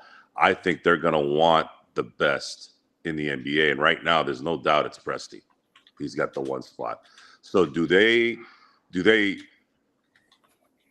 kind of do what they can do here the next year or two and then finally go, all right, we're going to go talk to Presti and say, hey, would you come here on a 5-year deal at 10 mil and build our team? That's kind of what I'm waiting on. And Masai Ujiri is if it wasn't for, I've said this a few times on the show, if it wasn't for Popovich wanting to send, if there was a team in Saskatchewan or Alaska or Antarctica, Pop would have sent Kawhi there. Toronto was the furthest place he could throw Kawhi. And that's what defined Masai's time in that 9 months. If Popovich didn't want to do that, we wouldn't even know what the hell Masai was. You'd think it was a massage. Never been a big fan of his. He's overrated in my book. I don't even put him in the category with any of the good GMs. He's got a temperamental problem. He's not the GM of the Raptors anymore, Joe. Yeah, but he's still there, and he's still there. He's not making these calls, though. I guarantee you that. Okay, if he's not, then somebody smartened up in the ownership there, which makes sense, which validates what I'm saying even more. Yes, it does. Danny Ainge lived off that 08 title. I mean, he lived off that 08 title when his buddies sent him KG. They almost have the same kind of path, right? For me, knowing the history of this particular new ownership, I have a pretty good feeling that they're going to go after the best, whether it's Presti in a few years, whether it's Bob Myers, whether it's Conley out of Minnesota, one way or the other, or if it's somebody that we don't even know about, or it's a protege of one of those guys that they think can go to the next level. I have no worry that they're going to find that guy, and it will be the main guy. Rob may choose to stay as a foot soldier. I think he won't. I think he'll go do something else, but that's my theory. Once you get that guy, and then once you get that guy, then I'm going to be waiting on to see. Usually player personnel guys / general manager guys are going to want their own coach. And that's something that also Laker fans need to get ready for, unless JJ takes a huge leap in the next year or so. Once again, it is the Lakers Fast Break. It's our post NBA first round draft show. Thank you again for joining us. Please like and subscribe. Sean, Alfred Esmond, our good friend who appears on the show from time to time. He is here in the chat. He's talking about Jace Richardson, who went to Orlando. He said, guys, what do you all think? He's a 6-footer. I mean, that's what he measured out to be. So there's a concern there, Alfred. Yeah. But offensively, he is gifted. And you have to have, as we've talked about before, when you've been on the show, Alfred, you have to have offensive tools on that team because they are so offensively deficient on that team. And getting in Desmond Bane and hopefully a guy named Jace Richardson, I think that also obviously sends a message to guys like Jet Howard and also Anthony Black that they need to be a little bit more consistent with their games, especially Jet Howard. Jet Howard may be jetting out of there at some point in time in the near future, if that's the case. But Magic Man, what are your thoughts on Jace Richardson, who went to the Magic?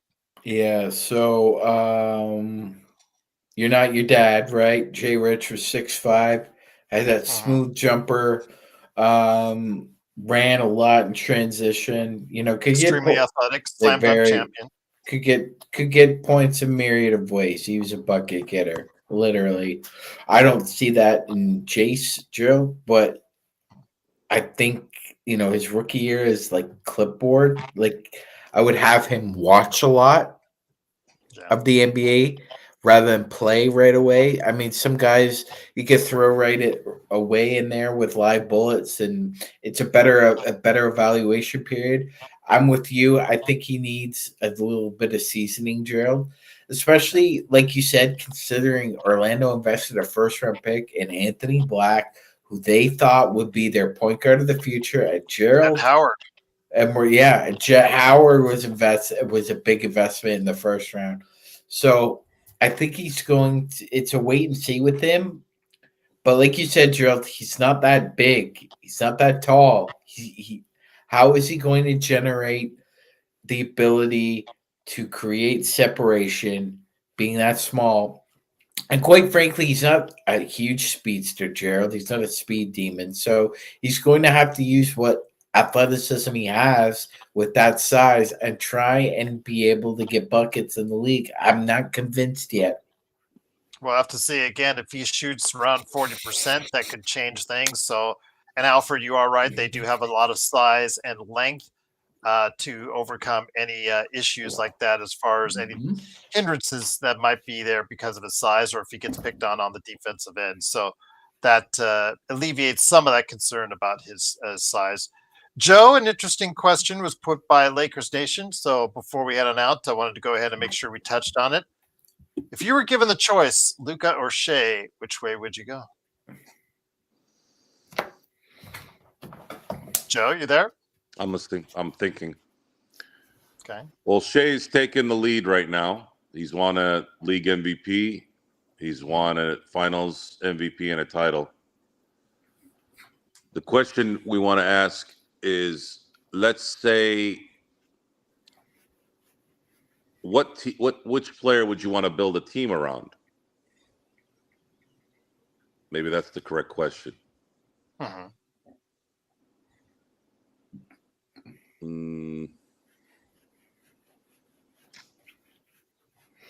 I'm gonna go Luka. Okay. Would you do the same, Sean, or take your fellow Canadian? I'm not gonna vacillate or change my mind, Joe. I said Luka. I'll stick with Luka. I'll stick with Luka as well. I think overall he has certain elements that I think. If Luka, but then again, you have a master builder like Sam Presti. That's who would I take as far as a GM, Sean? I think right now it's Sam Presti, hands down. Oh yeah, Sam Presti can kick Rob Pelinka's ass outside the door. Yes, that's not even close. And I'll leave that. No, literally, I would put that in his contract. If you want to kick his ass out of the chair, you can. I have a question.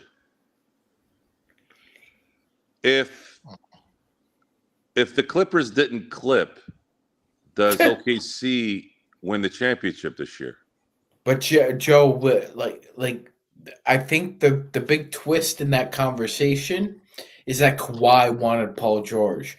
Now, everyone has to ask Kawhi Leonard, and he'll never answer it because he's, oatmeal for brains. Why did you want Paul George? Shaq did not explicitly tell Jerry West not to draft Kobe Bryant, Gerald. He didn't say that. And if you look back, Akeem didn't have a problem with the Rockets acquiring Clyde Drexler. Now, why was Kawhi so insistent upon Paul George without even knowing who SGA is? Like, this is why you play basketball, but you don't build basketball teams. Incorrect, and Legend. The sad thing about that is Doc Rivers was very adamant with Ballmer that he said, hey, you might be making a mistake here because this guy is going to be really good. But the problem was Ballmer needed the star power. He needed the movie star. He needed the marquee. Yep. Because if Kawhi doesn't go to the Clippers, he's a Laker. Mm-hmm. And if Kawhi goes to the Lakers, they could three-peat. And I say this because the wear and tear on everyone's body would have lessened. Mm-hmm. Kawhi wouldn't have had to have worked as hard. AD wouldn't have had to have worked as hard. Mm-hmm. I believe that AD probably doesn't get hurt in 2021 with Kawhi there. 2022, you don't trade for Westbrook. History changes in so many ways. You have one of the probably greatest trios you ever seen in NBA history, if that's the case, right? But that's the question that I was thinking about last few days is if the Clippers didn't clip, does OKC win a championship? Because and the reason why I asked that question is, guys, no matter how good Presti is, sometimes you need some luck. And since you brought up Kobe Bryant and Shaq, even the great Jerry West needed a little luck in '96 to get Kobe. He needed a little bit of luck. And that luck was he could sell shit to a farmer, and he sold John Calipari. He sold John Calipari on Kerry Kittles. John Calipari, and this is my view on this. I might be wrong. Take Kerry Kittles. I believe John Calipari wanted Kobe Bryant because he knew Calipari knows talent, knows young talent. He was talked out of it by ownership. If Kobe is drafted by the Nets, there was a what if on NBA TV about this, one of the best shows I've ever watched.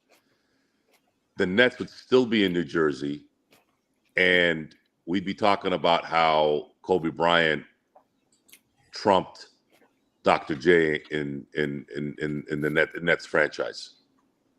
For those of you who don't know what I'm talking about, when Dr. J was in the ABA, he played for the New York Nets before they became the New Jersey Nets. Kobe Bryant would have been a god in New Jersey. He would have been bigger than the Sopranos. That's huge. That's a hell of a shame, man. That's a hell of a thing to think about. Again, the fact that they did a show on this was so amazing. The show was so great. I was like, my God, they got to do more of this stuff. What if Shaq had stayed in Orlando? What if Magic had not gotten HIV? Does Hakeem come to LA?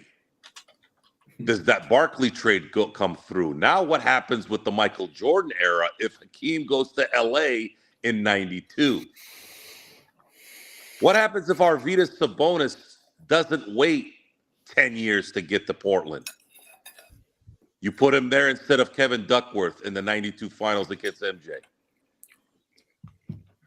In his prime. You guys got to remember, even Presti, even the best makes mistakes. Presti, he gave up 3 picks to New York Knicks, as I just noted in the comments, for Osman Dieng, who did Zippo for Mhm. them in this title run.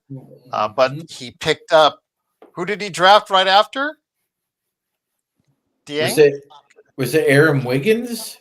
Wait, I who are you think it was talking about? No, it's Jalen Williams. Oh, excuse me. Williams Yeah, 'cause was remember they had two. They had two well. picks in the Williams was the Clippers pick, right?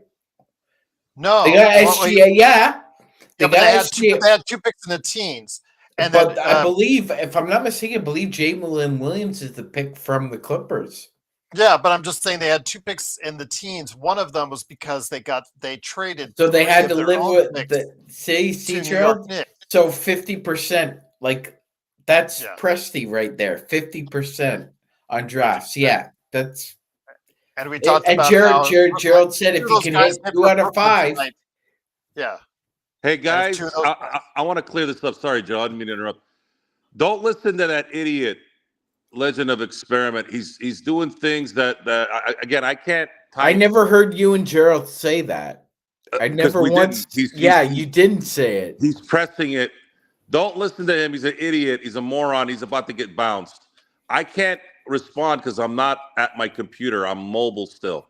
Gerald and Joe did We not never said Luka was once. better than Jokic. Okay, Never, asshole. I said never. Luka is on his way to getting multiple MVPs. Gerald has never said that. Okay. If you say one more comment, that's bullshit. That's it. You're gone. You can't keep doing this, bro. I've been here the whole time. Both Gerald and Joe I did know not this. say that. I know who this cocksucker. I know who he is. I know who he is. I know he's somebody who knows me. So that's the only reason why I haven't bounced him. Before. So but I'm just saying that even a guy like Presti has made a mistake. But is this a blood rule? Is this blood, Joe? No. Okay, all right. Because if it was blood, then he'd be seeing blood when I went to his house. So I'll just say this again: if Brooklyn hits on two of those 5 players they drafted tonight, I think it's a good draft for them. But we'll have to. All right. Would you bet money on that, Gerald? Do you think they would No, I hit wouldn't on bet 2 money out on of that, 5? because remember, I thought Poku was going to be a good player coming out, drafted by OKC. I liked what I saw. I watched several hours of game footage with him. I really thought he had skills, but it never materialized. So Ousmane Dieng, a lot of people liked him. Presti traded 3 picks to New York to get him, and the guy he picked right after was better, ultimately infinitely better than Ousmane Dieng. So it's a crapshoot at times, and you have to go ahead and say, you know what, you can do as much player evaluation as you want, but ultimately it's up to the player themselves to want to make them better. But yeah, again, it is of course a Lakers fast break. Sean or Joe, any last thoughts for you heading out? Yeah, Gerald. I just wanted to say, as much as I thought Utah took a big swing and a miss tonight, to me, that the team that has completely set themselves on fire is the New Orleans Pelicans. Drafting 2 very good players, however, they're mismatches when it comes to trying to find assets that you could put around Zion Williamson. And you've just traded away your 2026 first round pick that's unprotected. That is the biggest golden goose in the NBA right now, Gerald. More so than the Phoenix picks. I can tell you right now, Stone, at @report_court. That is at @report_court on Twitter. He has tweeted or retweeted over 100 tweets today from himself, or also as well, he's promoting other NBA draft interests, people out there that made their own boards or cover the draft. So if you're interested in the NBA draft, please go ahead and support him today. Gerald, what would you say Stone's biggest takeaways from tonight are, if he hasn't already posted them? I think he might have taken his big board and just like crumpled it up and just like thrown it out the window, because these guys, when his 65, was it 64, 65, and 66 players are drafted in the first round. That tells you that he is varying wildly from what these GMs are saying, and one of them is going to be right. It's not going to be either or. It's going to be he is right on Yang Hansen. Who else was it? McNeely, and also as well, there's one more that he had a issue on was Nolan Traore. Traore.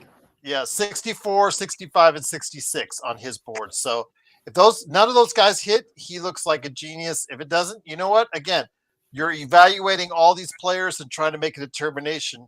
But ultimately, it is up to the player to make themselves a player in the NBA. It's ultimately, do they want it? Do they want to work hard enough to get to that next level and play at that next level? No, YYC. Claxton just has to shoot free throws, and that'll convince you. Not why he hasn't convinced me. Again, ultimately, he's going to be traded because they're in a rebuilding situation in Brooklyn. So I would not be surprised if the Lakers get him or Ayton, YYC, but that doesn't mean you're going to like his missing free throws any less. But Joe, also great to have you and Sean here. Tomorrow, we will be on playback.tv/Lakers Fast Break again for the second round. And then after, we will be on tomorrow night for the NBA draft tomorrow night at some point in time after the draft. Joe, any last thoughts before we head on out?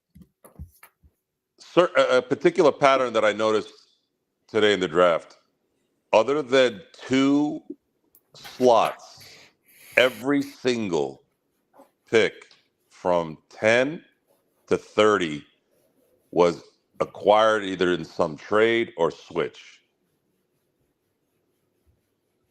Good point. The only ones that weren't were the 12th pick by the Bulls and the pick at 28 for the Celtics when they got Hugo Gonzalez. So every pick from 10 to 30 was somehow acquired, traded, given, switched, whatever. And yeah, go ahead. I was going to say, I still like my package to note to the people out there real quick. Hold on, real time. Go ahead. What do you mean I don't have any power here? Who the fuck are you? What do you mean you don't have any power here? Bitch, you have no idea how much power I have. Yes. Say that to my face. Exactly. Don't be some bitch be on a computer. Joe is Real time, my ass. close to 300 pounds. So exactly. Yeah. And don't troll him. The worst nightmare, buddy. Listen, he eats trolls for lunch. That's all I'll say. So there is. I noticed that the back half of the first, especially the really, really back half, there were a lot of stretches, and I think that's probably what pissed off. I think that's what pissed off Stone. And I hate to say this, but because the mom and the dad and the brothers and the whole siblings, everything was just, everybody was crying and they were happy. And I'm not trying to, rain on the parade, but Danny Wolf is not a first round pick. He should have gone in the early second, probably even mid. And there were a lot of players like that. Chase Richardson is a player that he's going to need some major time.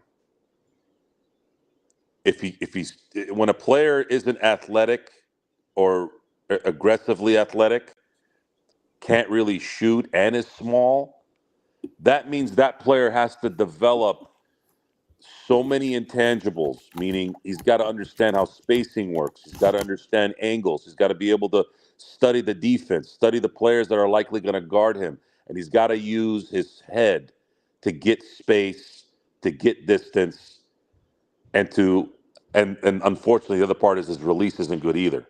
Like, Jesus Christ. He's got a lot of work. Yeah. So I don't want to put that much pressure. Yeah, I don't want to. I think that was a legacy pick. I sometimes that happens in the NBA. We had the biggest one last year with our own team. You know what I'm talking about.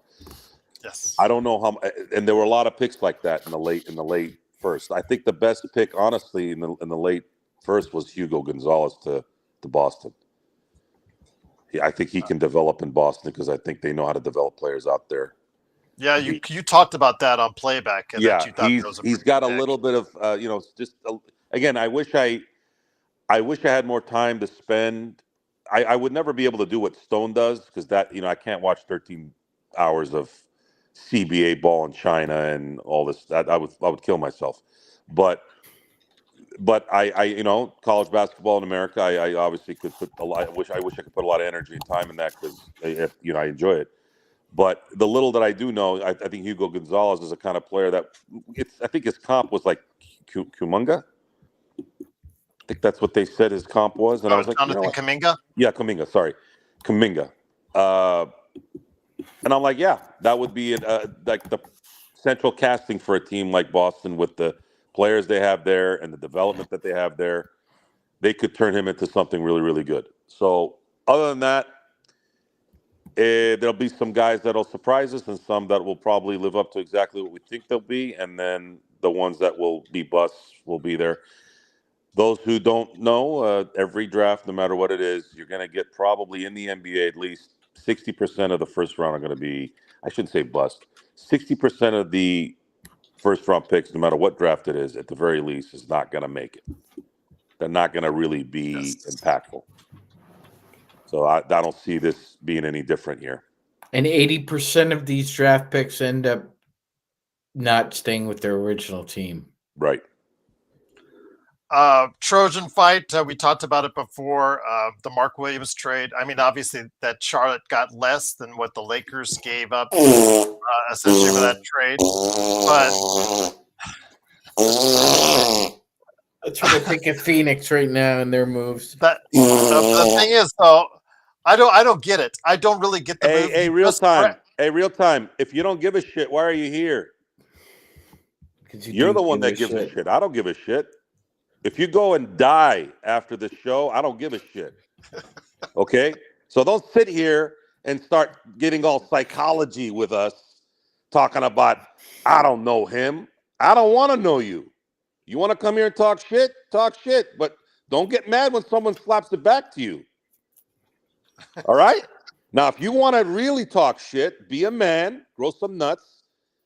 Hey, my address is on Google. We promote my business every day here. You really want to tell me to my face? Bring it.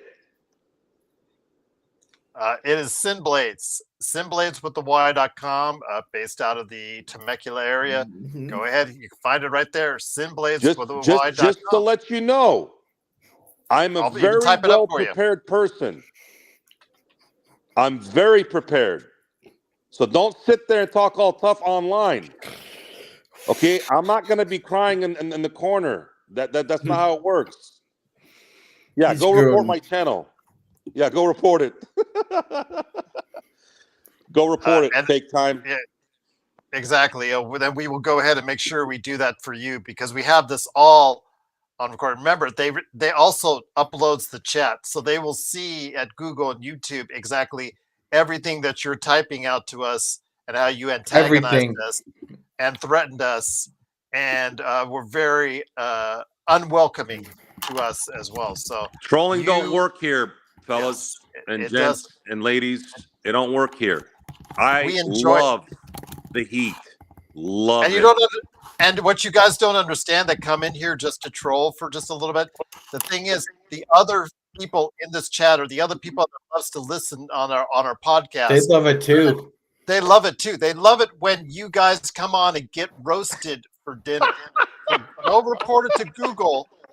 We'll report you like that kind of talk. Absolutely. So, because the thing is, if Google were to come back to me on that, they're going to ask me why that happened. I'll just say, look, the evidence is right here. It's all right there. And you can't do anything about it. But I'm just going to say this before we leave again. The Mark Williams trade, I don't know why they did it in Phoenix, because they essentially drafted the same player within 90 seconds of announcing the trade.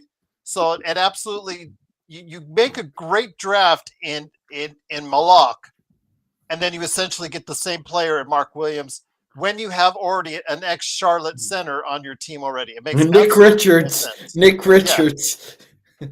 It's this Charlotte West in Phoenix now. Plus, oh, by the way, do you want a shooting guard? They seem to have 10 of them now on Phoenix. So good luck on that one.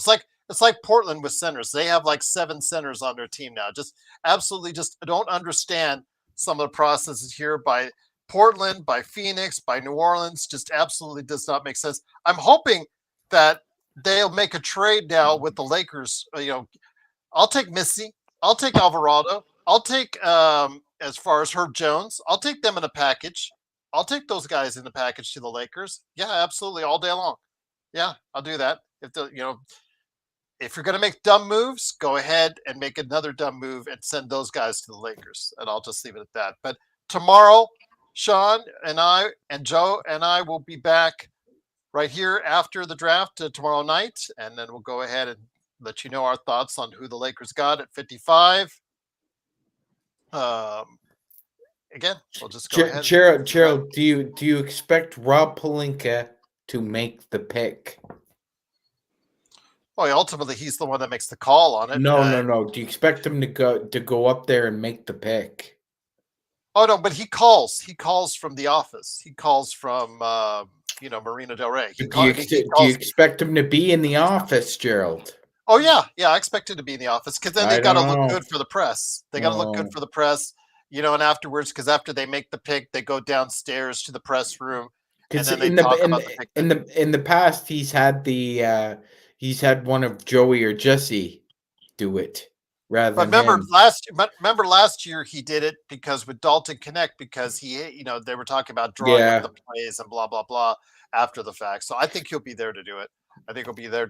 Just better not be someone from Michigan State, and I'll just leave it at that, or Michigan. You mean the Big Ten? Unless it's Golden. Vladislav Golden, if he's the only 7-footer left, what are you going to do?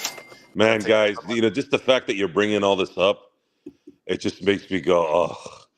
There's going to be a moment where we don't have to deal with this anymore. Exactly. Intel, thank you so much as well. $5 from Intel Wild. YouTube is definitely erasing chats. Good luck, brothers. Again, this one uploaded just like a lot of our previous ones have uploaded on each and every time out. So I can always send them a clip, Intel. It's no big deal. No big deal at all. I think that they're going to go ahead and get Golden. I think that'll be the only 7-footer left on the board. Otherwise, look for Eric Dixon, a really high-scoring power forward, 6'8", 260. He can really score the basketball, but I wish he rebounded better for a guy that size. Those are two. I think that'll be available at that time because I think Amari Williams, Zakarski, Sean. I think those guys will be gone before 55. Yeah, I think you're right, Gerald. I think maybe we'll get lucky and Golden will be there, but that's about it. Yeah, I think it's going to be slim pickings for the Lakers. They might even draft Bronny again, Joe. Oh, God. Just saying. At Well, least Bryce is not available yet. What'd you say? Why would they do that? I was joking, Joe. I was just joking. So, but Bryce may be next year's 2nd-round pick. Why would this show get banned? Because I yelled at a couple of bitches? Been doing that for years. We've been doing that for what? 4 years now. Yeah. I eat punks for breakfast, lunch, and brunch. Oh, her face. He's already got me banned on TikTok. Yeah, TikTok's garbage anyways. Who gives a Yeah, shit? he got me banned on TikTok. It's actually for one of the shorts now available only for our members. And it has been available for years now, for over a year now on YouTube. He got that same video got me banned on TikTok. When was I a racist? Yeah, he's just talking to you. Who's her face look hella squished? Your brain is squished. Joe is not white.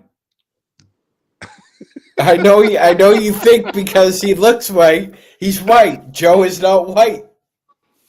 Well, again, go to his channel or ours. Normally, he'll be on the air. He usually has his face on. But if you don't, go over to the Joe Soro experiment, which is on the Joe Soro channel on YouTube, and you can see his. I'm technically 5'4" barefoot.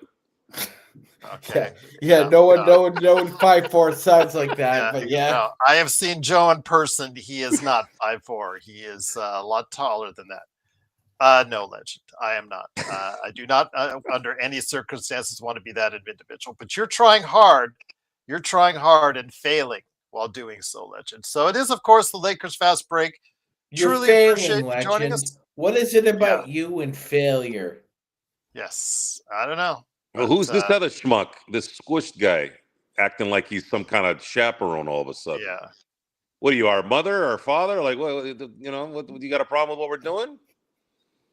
This is the first time I've seen you. Now, again, it is, of course, the Lakers Fast Break. Of course, we get a lot of fans. We get a lot of Lakers followers, and then we get the Drek that shows up as well. But it's okay. They get a little bit of attention. They don't get the attention at home. We give it to them. As long as they watch the ads. We're here to help, man. We're here to help. Yes, if the trolls watch the ads, even if they hit the skip, it helps me out. That's all I care about. Good. All right. It is, of course, the Lakers Fast Break. We'll see you tomorrow on playback.tv/Lakers Fast Break. And then, of course, also as well, afterwards, tomorrow night, we'll go ahead and pop back on for more abuse from you guys and for more good thoughts, good questions from the other good people in the chat, and then the trolls as well, as only we can do right here at the Lakers Fast Break podcast.